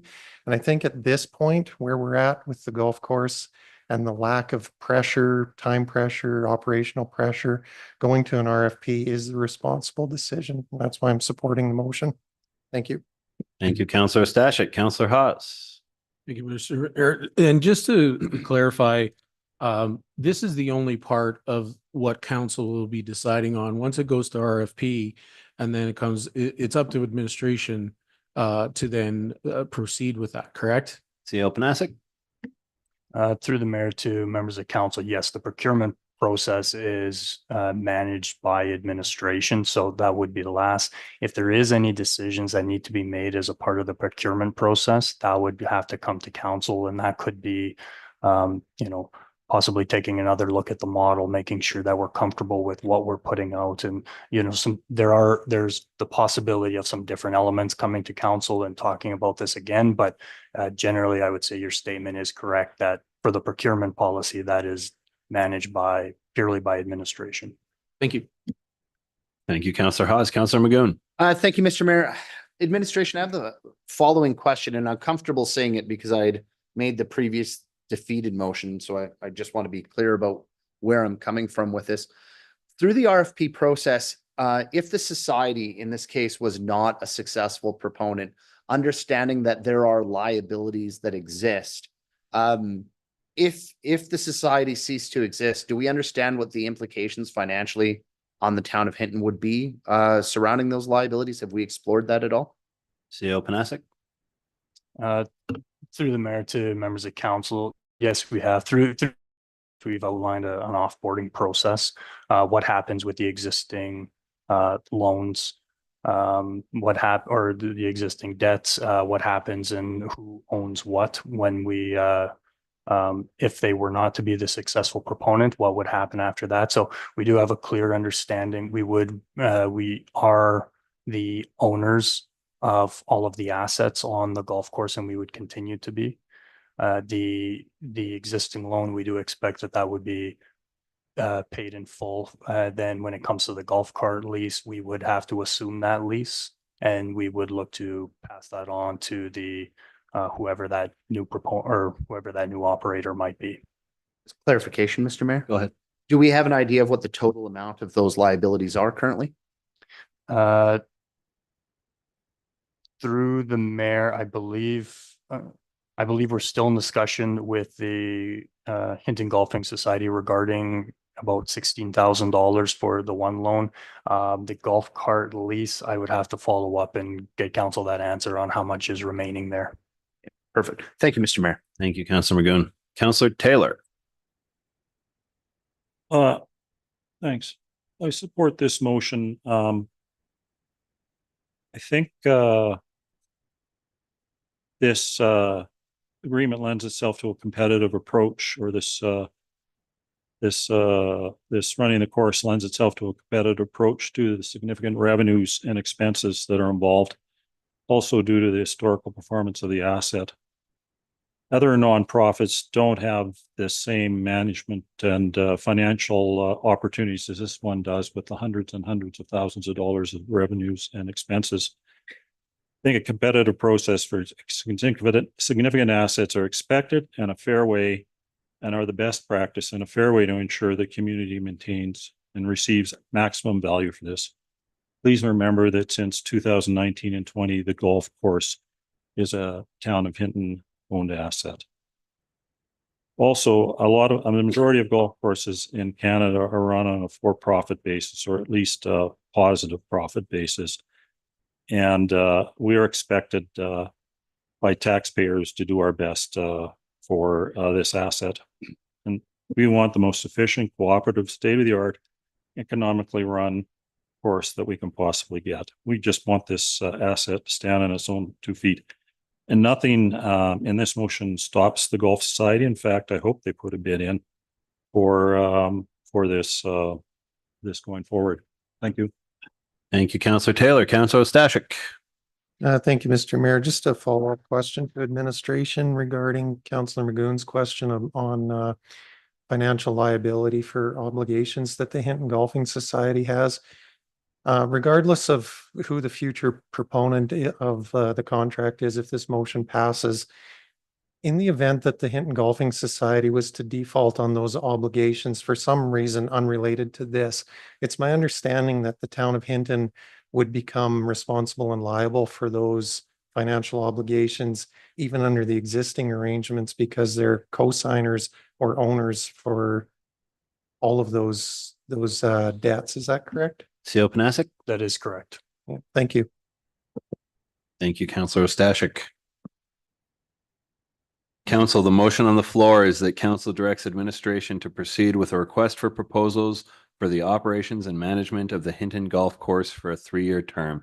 And Secretary, if we could just delete motion 1 from the start of that in our minutes, that'd be great. Is there any further discussion from council? As we're getting that fixed, I'm going to speak to this motion briefly. RFPs are standard, open and transparent processes for municipal governments. Mr. Crawford came and spoke with council today, and he spoke about a number of factors that weren't related to the price that the Hinton Golfing Society offers. And I'm confident, based on our policy, and specifically section 5.2 best value considerations, that those non-monetary factors are going to be considered in an RFP process. It's right in our policy, item 5.2.3, that the town will consider and evaluate the relevant non-price factors, including but not limited to quality, reliability, sustainability, anticipated customer service, and past performance in evaluating the RFP processes. I'm confident that as a town, we have a good procurement policy, and I'm glad that we're making the moves to follow it. So, Secretary, if we could get that motion to come back up on our screens. Council, the motion on the floor is that council directs administration to proceed with a request for proposals for the operations and management of the Hinton Golf Course for a 3-year term. Any further discussion from council? Seeing nothing, we'll call the question. Councilors, please vote now. I had an old one that was on mine. It hadn't been updated. I imagine it's going to pop up for you again in a moment, or you can vote by hand if you'd like. Your Councillor Magoon voting against by hand, and Councillor Race voting in favor by hand. Thank you. And that motion is carried 6-1 with Councillor Magoon voting against. Now, regarding item 7.7 on the agenda, there was the option for motion 2, and I believe Councillor Race had a question specifically regarding the market study. Councillor Race, would you like to be back in the queue for that question? You would hit your button there, please. Councillor Race. So I just want to be clear on this. The market study would cost 19,500 and would assist the proponents in preparing their bid. CEO Panasic. Through the mayor, that's correct. So the way that we saw this working is that we would likely issue the RFP prior to the completion of a market study if we were to do both, and that these would run in parallel. But we would identify in the RFP document when this document would become available for all of the proponents, and we would give them, adequate time even after this study comes in. But, these types of RFPs, you want them to go out a little bit longer, especially because as a municipality, we don't have a lot of specific information about that asset. And so we would be doing things like scheduling site visits. And so it just takes a little bit longer than the more traditional procurement process. But we would look to run them in parallel and identify that date for all the proponents. I do have another question, quick one. So the future development, the reserve that we're talking about here, is that a new reserve CEO Panasic. where the money would be drawn from? Through the mayor to members of council, no, it is not. I'm not sure the origins of it, but this reserve was the same one that we pulled. I believe it was roughly the same money when it came to the safety zones and our work with Lobbin Partners in connection with the Part 999 development. Oh. So it came from the same reserve. Okay, all right. Thank you very much. Thank you, Councillor Race. Councillor Ostashik. Thank you, Mr. Mayor. I'd like to move that council direct administration to complete the market study for the Hinton Golf Course at a cost of $19,500 to come from the Future Development Entrepreneurial Reserve. With the numbers. Thank you, Councillor Ostashik. And I did have a question for administration, and Go then right I'd like to speak to it. So just to clarify, elsewhere in the report, it indicates that there is sorry, just have to find it. RFD forthcoming regarding market study, agronomic assessment, and irrigation assessment. if this market study motion passes today, we'll still be looking forward to getting the agronomic assessment and irrigation assessment RFDs. Is that correct? CEO Panasic. Through the mayor to members of council, yes, that's correct. We just didn't have this RFD ready to go for all of the different assessments that were recommended from those golf partners. But we just saw that this was a good opportunity specifically for the market study and that there was some value there for strengthening the bids that we might get. But we do still plan on coming forward with that additional information and the options for council to consider additional assessments for our golf course. If I could speak to the Go ahead. motion then, and I'll confine it just to the market study. I think I'm putting this motion forward because I think the market study is an important component for whoever the proponent might wind up being to be able to effectively run the golf course with some market information. I think it's important also too for town administration, so that the town understands what should need to be done to properly market and run the golf course. And as well for council too. I think it's important information for us. Most of us, I don't think, are golfers. So I think having some market information about the golf course and how it fits into the matrix with all the other golf courses in the region and in our province and country would be beneficial. So thank you. Thank you, Councillor Stashik. Councillor Haas. Thank you, Mr. Mayor, and thank you for Councillor Stashik for bringing this motion forward. I'll be in favor of it. I think it's just a good business to have that market study, regardless of how things would have shaken out. I would have hoped this would have come forward eventually as well, because I think we need to understand that area.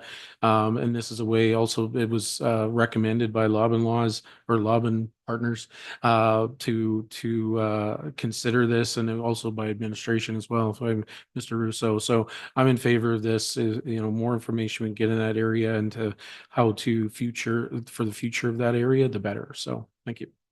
Thank you, Councillor Haas. Councillor Race. Thank you, Mr. Mayor. You know what? I might be missing something here. So right now, I'm not going to be supporting this. Would the proponents, people who are interested in running a golf course, would they not know the ins and outs of a golf course?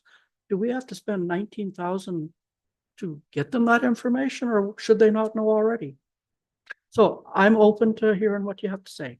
Thank you, Councillor Race, and maybe we'll get CEO Panasic to confirm here, but I think we're specifically looking at our golf course, and there's probably some specifics around it, but CEO Panasic.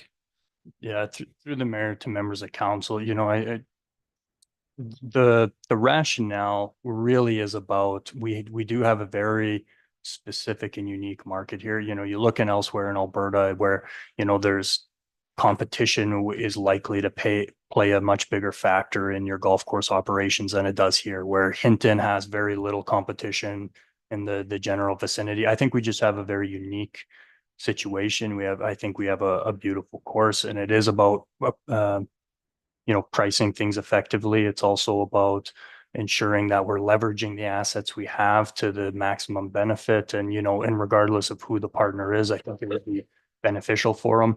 The other thing that I think this provides is it levels the playing field a little bit for the proponents, where you may have a very large, say, management company who comes in with a lot of resources and expertise in this particular area, that you can rely on, where, a smaller firm may not, but they could get to that same place with, with the information ahead of time.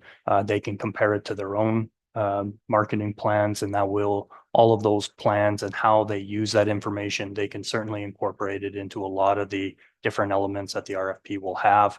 A transition plan, but a market plan, all of these types of things that we would request through the RFP process. I think this will be in support for all the proponents, both big and small, and just provide a much stronger subset of bids.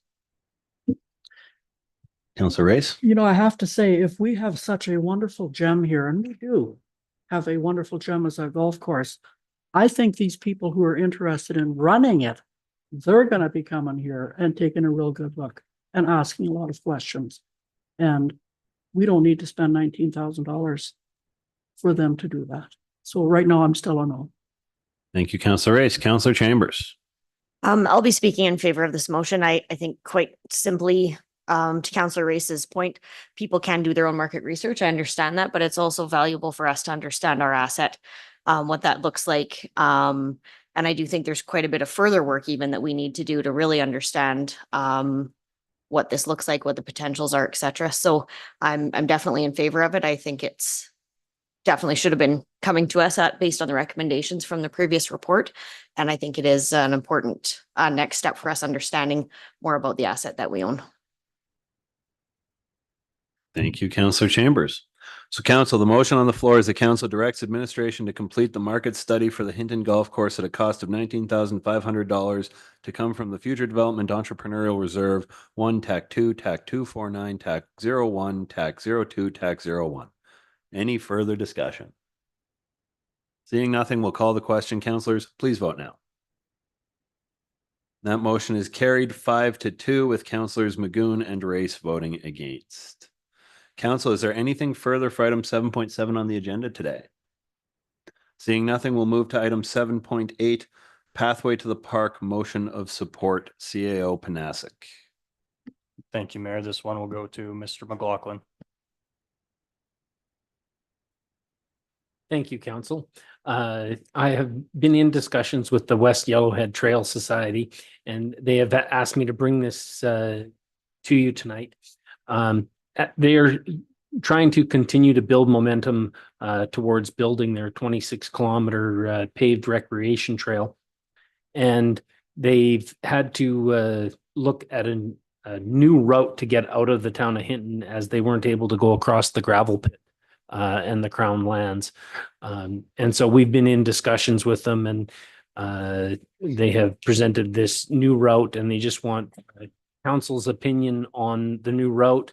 And they've talked to you before about using the undeveloped alley as a potential parking lot. And again, they just want formal confirmation that the council continues to support the trail and specifically this route and the parking lot location. The two concerns that we have discussed with them is, one, the long-term maintenance of the trail. I don't have any details yet on the plan, but they say they are working on a plan to make sure they address that concern, so that they are looking at the long-term maintenance of the trail after it is constructed, and they'll give us that plan when they finalize it. The second is using this lane as a parking lot is close, but a little bit inconsistent with the area structure plan. And so we just kind of gave them the heads up that when they get to the point and they apply for a development permit, should someone appeal, it would be a contentious appeal. So I thought it would be best if they did the groundwork and do consultation with the homes that are closest to this area. And I understand that they've already done that, and they've got a hold of all but one so far, and that those communications are going well. And with that, I'll take any questions. Thank you, Mr. McLaughlin. Councillor Magoon. Thank you, Mr. Mayor. I'd like to take the recommended action and move that council supports in principle the West Yellowhead Trail Society's Pathway to the Park Trail project, including the proposed location of the parking lot and route within the town of Hinton, and that council in principle agrees to a license of occupation for the town-owned land, subject to the West Yellowhead Trail Society obtaining a development permit and council agreement on the operations and maintenance plan. And for myself, it's pretty simple. This is just really in alignment with what we've been working with the society on moving forward. And I see no major concerns with it, and I'd like to support them however we can. Thank you. Thank you, Councillor Magoon. Councillor Stashik. Thank you, Mr. Mayor. Question for administration regarding the rerouting of the proposed trail. It's my understanding that it's going to go out to the Highway 16 right of way, and then does it actually go down the Highway 16 right away until it's out of town limits? Through to Councillor Stashik, that is correct. It'll go in front of the Ramada up to the highway and then down the highway right away until they're out of town. Can I follow up? Go ahead. Has that route been approved by Alberta Transportation? Any other parties that might have to give approval? Mr. McLaughlin? Through to Councillor Stashik, I believe they've had positive conversations with Alberta Transportation. I don't believe they have anything formal and in writing. But Transportation has stated that they're in agreement with that. Right. Okay, thank you. Thank you, Councillor Stashik. Councillor Taylor? I think by supporting this, we also help with the GOA approval because it shows that there's just another helpful step in going forward. And like Councillor Magoo, I don't see a downside to this. Thank you, Councillor Taylor. Councillor Race? Thank you, Mr. Mayor. So administration, you said that conversations have been held with the neighbors and they're going well and they're supportive of this parking lot? Through to Councillor Race, yes, they followed up with an email here today before council, and they've managed to talk to all but one house so far, and it sounds like things are going fairly positive. There was no negatives put forward in the email. Okay, good. Thank you. Councillor Stashik? Mr. Mayor, just like to confirm with administration that there is no financial obligation that's attached to this request today, correct? Mr. McLaughlin? Through to Councillor Stashik, they are not currently requesting any additional money today. You already have funded them in your existing budgets, and they're not asking for any additional money today. Okay, can I follow up? Please. It's unrelated. Go ahead. Does administration know what some of the hurdles are that they're trying to overcome in terms of routing of the path, and basically what's holding it up? Mr. McLaughlin? Through to Councillor Stashik, I think they're having difficulty getting Yellowhead County on board as much as you're on board. I think fundamentally that's the biggest obstacle. But obviously with a project this big, there's lots of aspects. The second biggest hurdle is probably money. Trying to get funding for constructing such a trail is also a huge obstacle. Do you have any No. comments further? Good. Okay, Thank well, you. Councillor Stashik, I do have a little bit for council to add to Mr. McLaughlin's answer and Councillor Ostashik's question. So I have in front of me an email from the Mayor of Yellowhead County dated May 14th, 2024, and it's in response to some citizen communications that came in, and it reads, "Good evening. I feel the need to respond and to let you know that at this point in time, Yellowhead County does not support this pathway to the park. I am not saying that it will never be supported by the county, but right now the county has other priorities that we are working on in the West End. And until we know whether or not it will conflict with these plans, we are hesitant. A lot of thought, planning, and consideration need to happen before Yellowhead County could possibly support this project. Thanks for your email, Wade Williams, Mayor of Yellowhead County." Now, in my discussions with the Mayor of Yellowhead County, it is my understanding that the attitude of Yellowhead County has not changed. They are working on a large crown land purchase on the west side of the county near the park gate side. And with that, they have a number of plans that they've told me time and again do not involve the pathway to the park as it's designed today. So that I hope Councillor Stashik adds a little bit of detail as to the barriers. Councillor Taylor. And that is why the pathway to the park has developed a phased approach to consider that type of information. The first phase stops prior to the 2,000 acre development that Yellowhead County is proposing. The second phase will go ahead when these issues that the Mayor of Yellowhead County says are resolved. And there's before that even comes, there's 2 or 3 years building the first phase. Thank you, Councillor Taylor. Councillor Magoon. Thank you, Mr. Mayor. This is a bit of a loaded question, but I just, for transparency's sake for the public, and it's not to put the mayor on the spot, just as the spokesperson for council. We've, as counselors, and I can remember sitting down at intermunicipal dinners like 2 years ago, discussing this project. I think we've made it very clear to some of our colleagues on Yellowhead County that this is something we're pursuing and supporting with our partners on the society. Has the county, I mean, they've indicated that they have a project, quote unquote, that they're pursuing. Have they indicated any kind of willingness to sit down and discuss this with us in relation to how it impacts us as a municipality at all? Because I mean, we've made it very clear that this is something we're trying to support. Thank you, Councillor Magoon. In my discussions with political leaders in the county, it has been made clear to me since the beginning of my term that the county does not support this project.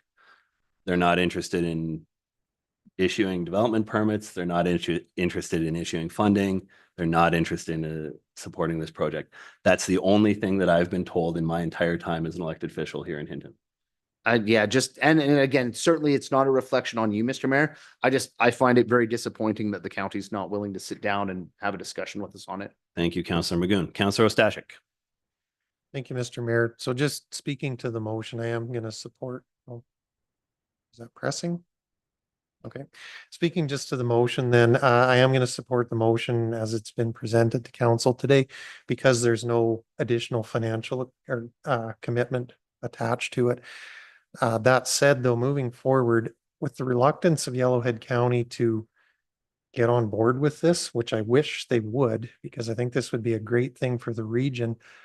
I do have concerns about the amount of taxpayer dollars that the town of Hinton has already invested into this.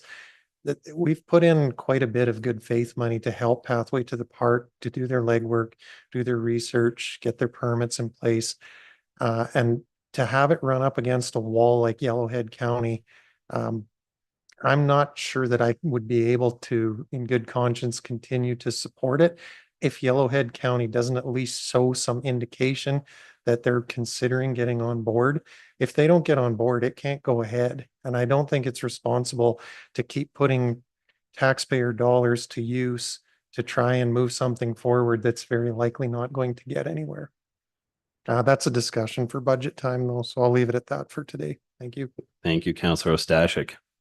Council, the motion on the floor is that council supports in principle the West Yellowhead Trail Society's Pathway to the Park Trail project, including the proposed location of the parking lot and route within the town of Hinton, and that council in principle agrees to a license of occupation for the town-owned lands subject to the West Yellowhead Trail Society obtaining a development permit and council agreement on the operations and maintenance plan. Council, is there any? Oh, we've got CO Panasic. Thank you, Mayor, to the rest of council. I was just going to mention that Yellowhead County has made an amendment to their Trails Master Plan to incorporate Pathway to the Park. So I wouldn't say that their position now is going to be forever. Their willingness to incorporate it into their master plan shows some long-term willingness to at least engage on the project. But that has been communicated to me as well as right now they're not interested in looking at it. And I know that one of their concerns is one that we shared and that we've made a motion to that effect is who's going to operate and maintain this over the long term is one key consideration that we're all very curious to see how that will work. And understanding that there is a lot of this trail that will be located in Yellowhead County. I think there's a larger reluctance to take on that much trail and that large of an asset for them. So I think a lot of the reluctance may be there as well. That's been communicated to me, as well as some developments that are occurring and are still confidential, and they can't bring in any partners or Pathway to the Park to incorporate the design into whatever that development may be. Thank you, CO Panasic. Council, is there any further discussion on this item? I'm going to speak to it briefly. I generally support the first part of this motion. I get a little bit concerned when it starts talking about including the proposed location of the parking lot and route within the town of Hinton. I mean, we've seen a few different variations of this so far. I still don't think that an alleyway parking lot that is going to accommodate a small number of vehicles is sufficient for the size and scale of the project that the group is trying to produce.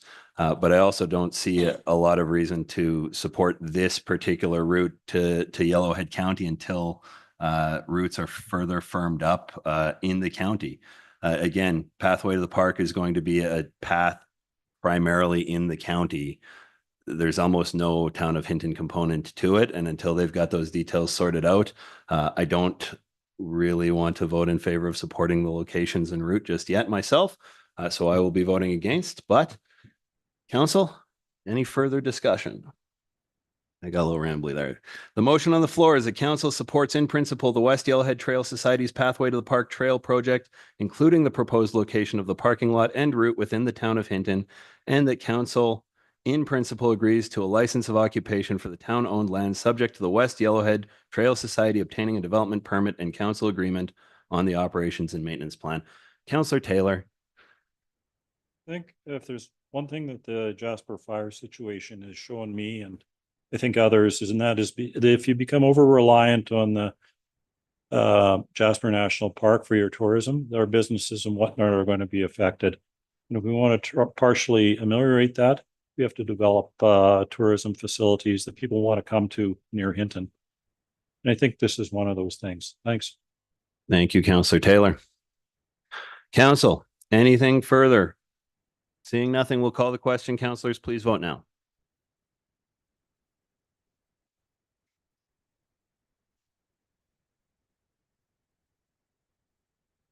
And that motion is carried 6-1 with Mayor Nissen voting against. Council, is there anything further for item 7.8 on the agenda this evening? Seeing nothing, we'll move to item 7.9 on the agenda this evening, and this is my notice of motion from 2 weeks ago.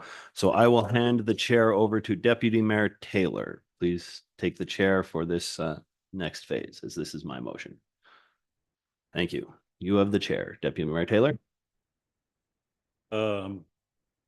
Who administration, do you start or does the mayor start? Through the chair to rest of council, being that this is Mayor Nissen's motion, I'll allow him to start. And if there's any questions that council may have related to administration's comments, I'd be happy to answer those. All right, Your Honor, please continue. Thank you, Chair. So I would like to move that council direct administration to return to council a report on the potential use of a municipal development corporation, MDC, or similar structure in partnership with provincial and federal agencies to meet the immediate, medium-term, and long-term housing needs within the Town of Hinton. And if I may speak to it, administration's done a great job of actually already putting out a report with a little bit of information about what a municipal development corporation is. Initially, it was my intent to bring this discussion to our strategic planning processes. I think that's the most appropriate place to have these sorts of discussions. However, with the situation that's happened in the last month in our neighboring community of Jasper, the needs for housing and development may be changing in the Town of Hinton. What we do know for certain is that we have many potential industry partners on the housing file here in Hinton. We've got large workforce projects that are going to bring in influxes of temporary workforce, as well as lead to long-term job growth within our area. We have the recovery and rebuild in Jasper, and we know that a certain amount of workforce and personnel are going to be needed to be staying in Hinton for that time. And then we know that we've had medium and long-term housing needs in the Town of Hinton that have been unmet. And quite frankly, the Town of Hinton has had a difficult time getting very much housing stock built. We've not had great historic results in terms of growing the town and growing our housing stock. By moving to a municipal corporate structure, there is potential for us to find innovative ways to gain funding and partnerships with both industry players and higher levels of government, both of which are now interested in housing in our region. And what my intent with this motion was not to have us start the process of building a municipal development corporation, but to actually give administration the freedom to have conversations about the possibility of a municipal development corporation with provincial, federal, and industry partners so that they could properly bring us a report when it comes time to, and we know that a report is coming about all of our developable lands. We know that in our strategic plan, there are 5 sections with multiple subsections that relate to housing and development. And if these municipal corporate structures could provide tools to administration for us to facilitate housing development in Hinton, utilizing our lands, and really leveraging the potential for partnerships, I think that's something we should investigate. And I think that's a discussion that we should start. So with that, I will yield the floor. Thank you. Thank you very much, Mr. Chair. For myself, I'm going to support the motion on the floor. I think really though, since we've received the notice of motion, it's really pointed out to me that I don't know enough about this particular structure and how it may be utilized as a tool or not. And seeing as it's simply a request to return a report to council at a standing committee, I think that's fully appropriate. At worst, it can give me some information that I don't know. And at best, maybe it's a tool that might be effective. So for myself, it's pretty easy. Thank you. Thank you, Mr. Chair. I do have a question for administration regarding the amount of time and investment that would be need to put into getting a report together to bring back to council, and then I'd like to speak to it once I hear what administration says.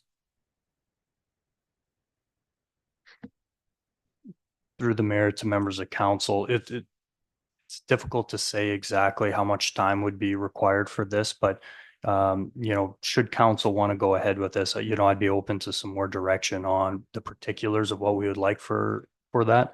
But my plan was to start bringing forward a report and a discussion about what a municipal development plan would look like, and specifically what are the goals, objectives, and outcomes that council envisions for this. So if that's, if we're just looking at more of a strategic session where we're looking for council direction, I think we could turn this around quickly. If council's looking for some more technical information regarding these, I think that it could take a lot longer. But, I don't say that looking a little bit further ahead than just the initial report. But a municipal development corporation or any municipally controlled corporation does not get stood up quickly. These things do take time, even before we're looking at, even before we look at considering it, we would need to develop a business plan that council needs to consider alongside this, as well as public hearing processes. And then we would need to, or develop the bylaws, build the structure, look at the staffing, decide how to resource it. Like there is a lot that goes into this, looking at the whole process. But if we're just looking at a report on what our intent is and what structure would best support council's intent, I don't see that being a major time investment initially. Thank you to administration. If I could speak to it, Mr. Chair. So I'm certainly not questioning the need to have available housing stock. That's been a concern in Hinton for many years, and it's just getting more and more pressing, especially now with the displaced Jasper residents, who some of whom are undoubtedly going to be looking for a place that they can live that's nearby to continue their employment in Jasper. That said, though, administration's kind of supported what my concerns were about getting a municipal development corporation in place, in that it's not going to be quick and easy. My concerns, I do have a few concerns around it. It's not going to be quick and easy to get it up and running. I'm not sure that we've got enough municipally owned land to make it worth having a municipal development corporation trying to be able to get that land developed. I also have concerns about their ability to be able to partner with private ownership to try and drive development of privately owned properties forward. I've also got concerns. I've seen other communities go down this route and do the municipal development corporation. And I'll be frankly honest, I don't see a great lot of success with it.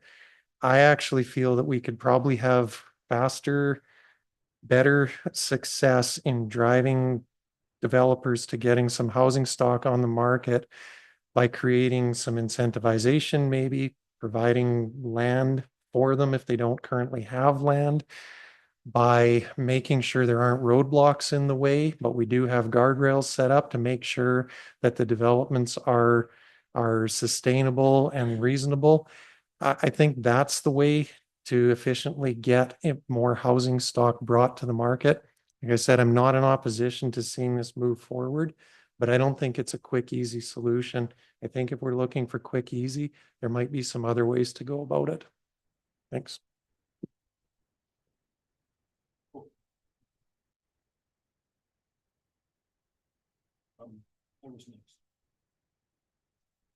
I have two questions for the mayor, if I could, please. I too support the goals, immediate, medium, long-term housing. There are many ways, as Albert alluded to achieve that. This is just one, including the way we're doing things, and there's multiple ways in the middle. So how did you come to this option? And of all the other options we had, which ones did you assess in order to come to this option? And question two would be, to me, part of a careful assessment would include talking to the local developers and realtors in town that have a knowledge on how to achieve this. Did you talk to a significant portion of them? Thank you. Thank you, Councillor Taylor, for the question. And the answer regarding how did I come to the decision to ask administration to provide us with information on potential options that we can utilize to move forward to potentially develop some housing stock in the town of Hinton. I too do not know if a municipal development corporation is the correct thing for Hinton. It in fact might not be. However, we do have a pressing need for housing. We do have a housing, we have multiple reports on housing coming. We have multiple items in our strategic plan. And one of the things that hasn't been discussed yet are the potential corporate structures that the municipality could leverage to get that development. The questions that Councillor Ostashik asked, do we have enough municipal owned land to make a municipal development corporation work? I don't know the answer to that. That's the kind of question that I would like to know from administration is, do we have the 9 parcels of land that I understand we're going to see in a report? Is that sufficient to make a go of a municipal development corporation if the corporation was endowed with those lands? Or is it not? I don't know the answer to that. What I do know is that historically, Hinton has not built a lot of housing, and we do need to investigate alternative pathways and strategies to do that. And again, I don't think that a municipal development corporation is a quick and easy solution, but strategically speaking, if we had many years ago provided ourselves a municipal development corporation, then the conversation we've had today already about giving land to the Alberta Social Housing Corporation wouldn't necessarily be a discussion for council. We might have already given that land to a development corporation that has the freedom to work with the Alberta Social Housing Corporation to bring that housing stock online faster. So while, yes, I don't think it's a silver bullet to meet our necessarily our immediate needs, it could be in the future. And that's a strategy that I think I'd like to explore. And this is just a request for information. I am not suggesting that this is our path forward. We need to investigate it though, I think. Thank you. And the second question? Have I spoken to? Did you speak to a significant number of the developers and realtors in this town about how to achieve these goals? The goals of getting administration to immediate, medium and long-term housing needs within the town. Have you talked to them about their ideas? I think we've gotten that through administration with the housing needs survey that just recently came back to council. I wouldn't speak to anything outside of what's been brought to council at this stage. Okay, thanks. Thank you. Kristen?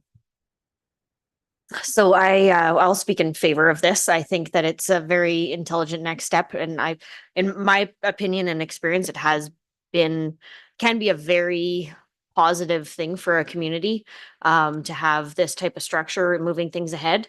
I think the fact that it's a bit of a long road to get it set up is all the more reason to start talking about it now. I think there is not going to be one solution. We're going to have to look at lots of different angles, lots of different avenues, but this certainly is one that I think is very smart of us to explore, and could potentially bring some success. So I definitely think it's worth getting a report on so that we can have a better view of what those potentials could be for Hinton and our community, and whether or not that's a road we want to go down. We'll see once we get the report, but I certainly support it as it stands right now. Trevor, please. Thank you, Mr. Chair. I'll be in support of this. It's nothing, or it's not something that's come to since I've been on council, and I think it's an opportunity to look at another option. I realize, I mean, any type of building a corporation is a lot of work, but I think having that report and understanding at this point, I think will bring some ideas, if anything, if it's this or other things that might come. My only question, I guess, to administration is, with the already wheels in motion to bring available lands report back to council to discuss and different options, is that report going to come before potentially this report? And if so, is that the right order? Or I'm interested in your thoughts on that. Through the mayor to members of council, short answer is I don't know the exact timing of all the reports, but the infill strategy or that we were discussing, we do plan on bringing that forward soon. And I'm thinking that we may want to bring this in parallel, because a lot of that infill strategy is a lot what a municipal development corporation would do. It's looking at the lands we have and on what conditions do we want to sell it, or partnerships we may want to get into. So, I think there's a lot of good information that we can consider at the same time. Bhutan lands is also something that we may want to consider alongside a municipal development corporation. And I'll have to go back and talk with my staff, but maybe or possibly the answer is taking a look at what can we do as a municipality to drive this forward, as opposed to a corporate body, and which is the appropriate mechanism to actually implement some of these policies. I'm thinking that it could be a much larger discussion of what we want to do and the structure to implement it. So I'll have to go back and talk with my staff on the particulars, but we'll develop a plan and let council know. If I may just follow up, Mr. Chair. Because to the comment of Mr. Mayor saying, do we have enough lands to have a corporation? That's where I got me thinking of, having that information. So that's good. The only other thing that I do know in past AM conferences, some municipalities have developed their own municipal development corporation, but I'm not familiar with housing. It was more on utilities. That was or I guess the presentations that were offered. But it'd be interesting, I think this is a concept that we haven't explored, and I think it's important that we do explore it. So again, I'll be in favor of this. Thank you. Oh, I'm sorry, Ryan. Thank you, Mr. Chair. For myself, actually, I think some comments that have been made by the CAO, his last comment about some other avenues, and as well, Councillor Taylor, Councillor Ostashik. I think it's important for council, at least this was important for me yesterday as an example. This particular motion came up in discussion with some citizens in the community, and it got me thinking about what are those other avenues? And I think it's important for council to remember. I think we have to remember it's important for us to push those motions forward, because admin can't act on them if we don't. Like, case in point, we were talking about the applications of incentivization. That's a tool we've actually used in the community to grow some commercial growth. I think we just have to sort of kick ourselves a little bit to say, hey, that's a tool we've used in the past. Is there a way to apply it to housing specifically? So again, I'm happy to support this as a tool, but I think that doesn't negate any other motions or discussions growing out of the standing committee with administration to explore what some of those other tools are sooner rather than later, as it's a goal of council. Thank you. Joanne? Thank you, sir. So to admin, how much time would administration have to expend to bring us the report that the mayor is asking for? Through the mayor to members of council, I would say that that initial report, I would say the equivalent of any other report. So we're talking about a couple days of work for somebody to develop this, at least at the initial stages, looking at things at a high level. I have another question. Go ahead, please. For years and years, we keep talking about Crown land. Where are we at? I know with our strategic sessions, we talk about Crown land, and I almost think that we've kind of moved it, back. So where are we at there?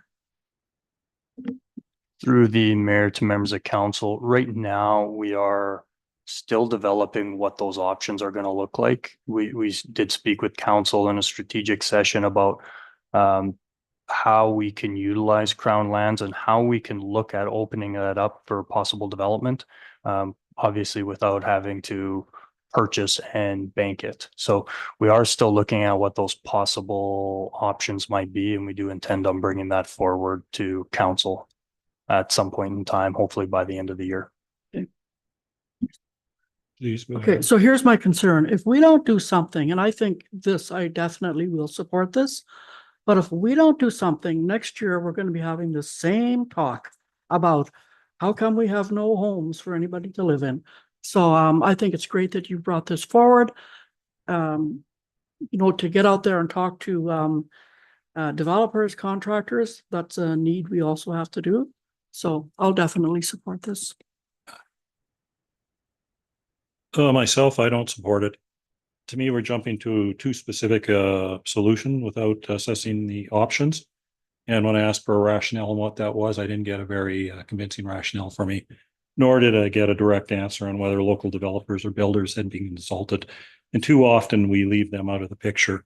So I still like to look at all the options for doing this. And my fear with this option is it takes us more directly into the land development business than I think we may want to get into that. And we all know the history of us getting into the land development business. It's a history of costing the taxpayers, in some cases, millions of dollars. In other case, building homes that are $350,000 for tiny homes. So that's our history. And we want to be careful of that and select the right option. Thank you. Oh, Ryan. Thank you. Question for administration. Admin, would it be your intention through this high level report, because that's what it's been indicated, it would be a pretty high level report, some of those other triggers or tools that council's alluded to, like going out and seeking an incentivization package, or working with developers, real estate agents, to build up more efficient criteria for the development of homes within the community? Is it realistic to assume that this report could trigger those as options for council to pursue? In my mind, it would. I think we're all in the same room having the same conversation. It just seems like it's common sense. Through the mayor to Councillor Magoon. Yeah, and that's aligned with a lot of the work that we're doing on that infill strategy of looking what we have and how do we want to how we want to get those lands developed, right? I think there's it's been clear from council to us that those lands, we want those developed and we want housing. And we also want some non-residential development, and we're willing to look at the mechanisms available to complete that. But, we're talking a little bit about two different things. We're talking about the policies and the different programs on how we're going to do it. And then we're talking about the delivery mechanism through which body should do it, right? So I think all of those are valid discussions that we need to sort out.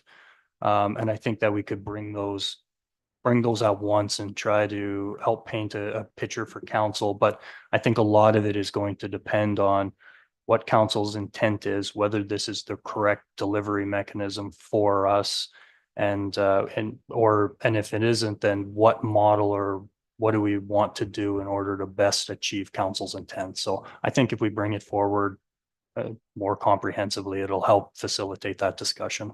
Pardon, Mr. Chair, just continuing on that point. So then what I've heard from administration is that this report can facilitate the discussion about what some of those other tools appropriately or not might be. So I remain in support. Thank you. Thank you, Mr. Chair. Having listened to the discussion here, I'm actually not going to be in support of the motion. I don't feel that it's the municipality's place to drive development. I don't think the town would be an efficient developer, to be honest with you.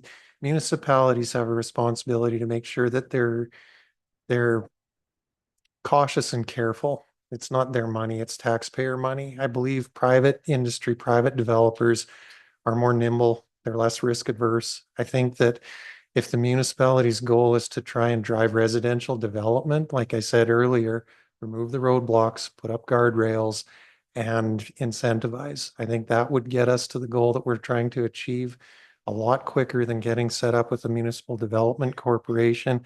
And I'm okay with them working in conjunction if we had a fully fleshed out administrative team that's got nothing to do and they're all bored. I don't think that's the case with our administrative team, and I don't want their attention being divided between getting this and getting some short-term solutions. I think we'd be better served in directing administration to come back with some quick and easy things that we could implement to be able to drive residential development forward. If that's what we want to do, then I think that's the direction that we should be giving to administration. Thank you.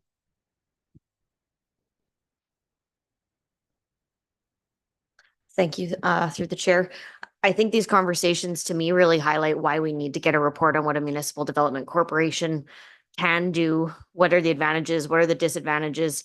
What do those partnerships look like? How does having a municipal development corporation potentially poise the municipality to leverage funding from the provincial and federal governments from these different partnership levels, being able to take on certain debts and liabilities? I don't believe that a municipal development corporation puts us in the same position that we were in with tiny homes or different things. It's a very different structure. And I do think this is a very valuable report to come back so that we can all have a clear understanding of what those advantages and disadvantages are. Because I do think there's a lot more out there that we certainly won't have time to talk about tonight or even have that in front of us. So I do think it's a really important report to come forward so that we can really look at it holistically, and then be able to make our informed opinions about what this may or may not be for the future of the community.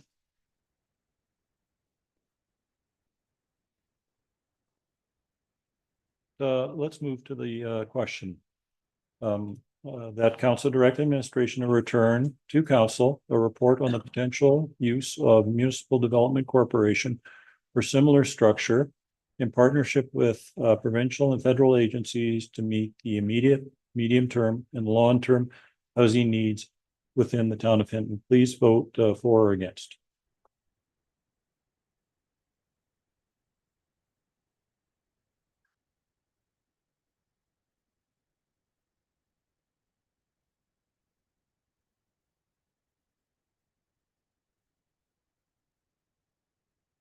And Albert voting against. I'll turn it over back to the mayor. Thank you. Thank you, Councillor Taylor. I will take over the chair duties once again. That will bring us to section 8 of the agenda this evening, notices of motion. And we have 8.1, a notice of motion by Councillor Taylor. CAO Panasic, could you read that into the minutes, please?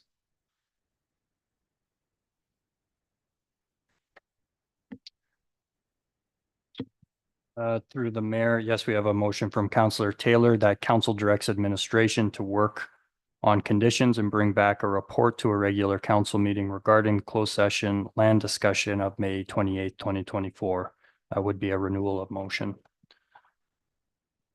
Thank you, CAO Panasic. And can you confirm that's the only notice of motion this evening? Through the mayor, we do have another one that has been submitted. That council directs administration, and this was put forward by Councillor Taylor, that council directs administration to provide a report on setting an overall combined budget for civic agencies, community grants, and other similar groups to prioritize spending to the 2025 budget deliberations.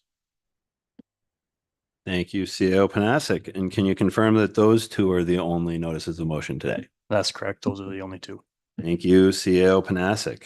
And that will take us to section 9 of the agenda this evening, reporting and council reports. We'll start with Councillor Taylor.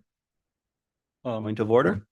Yeah, the CAO missed a word when he read up there, so I'd like to draw your attention to just read 8.2. He missed the word prior. Prior is spending prior to the 2025. He missed that word when he verbally presented his presentation. I'd just like to draw your attention. So Thank you, Councillor. Thank you, Councillor Taylor. And I will read this in for the minutes one last time, so it is fully correct that council directs administration to provide a report on setting an overall combined budget for civic agencies, community grants, and other similar groups to prioritize spending prior to the 2025 budget deliberations. Councillor Ostashik, do you have a comment on the point of order? But I don't know, it's not regarding the point of order. I have a question about 8.1, so I can wait. 8.1. So yeah, just notices of motion. Was it read incorrectly? No, I have a procedural question. I'm not going to debate the notice of motion. I have a procedural question about it. Roger that. Let's go with Councillor Ostashik's procedural question on 8.1.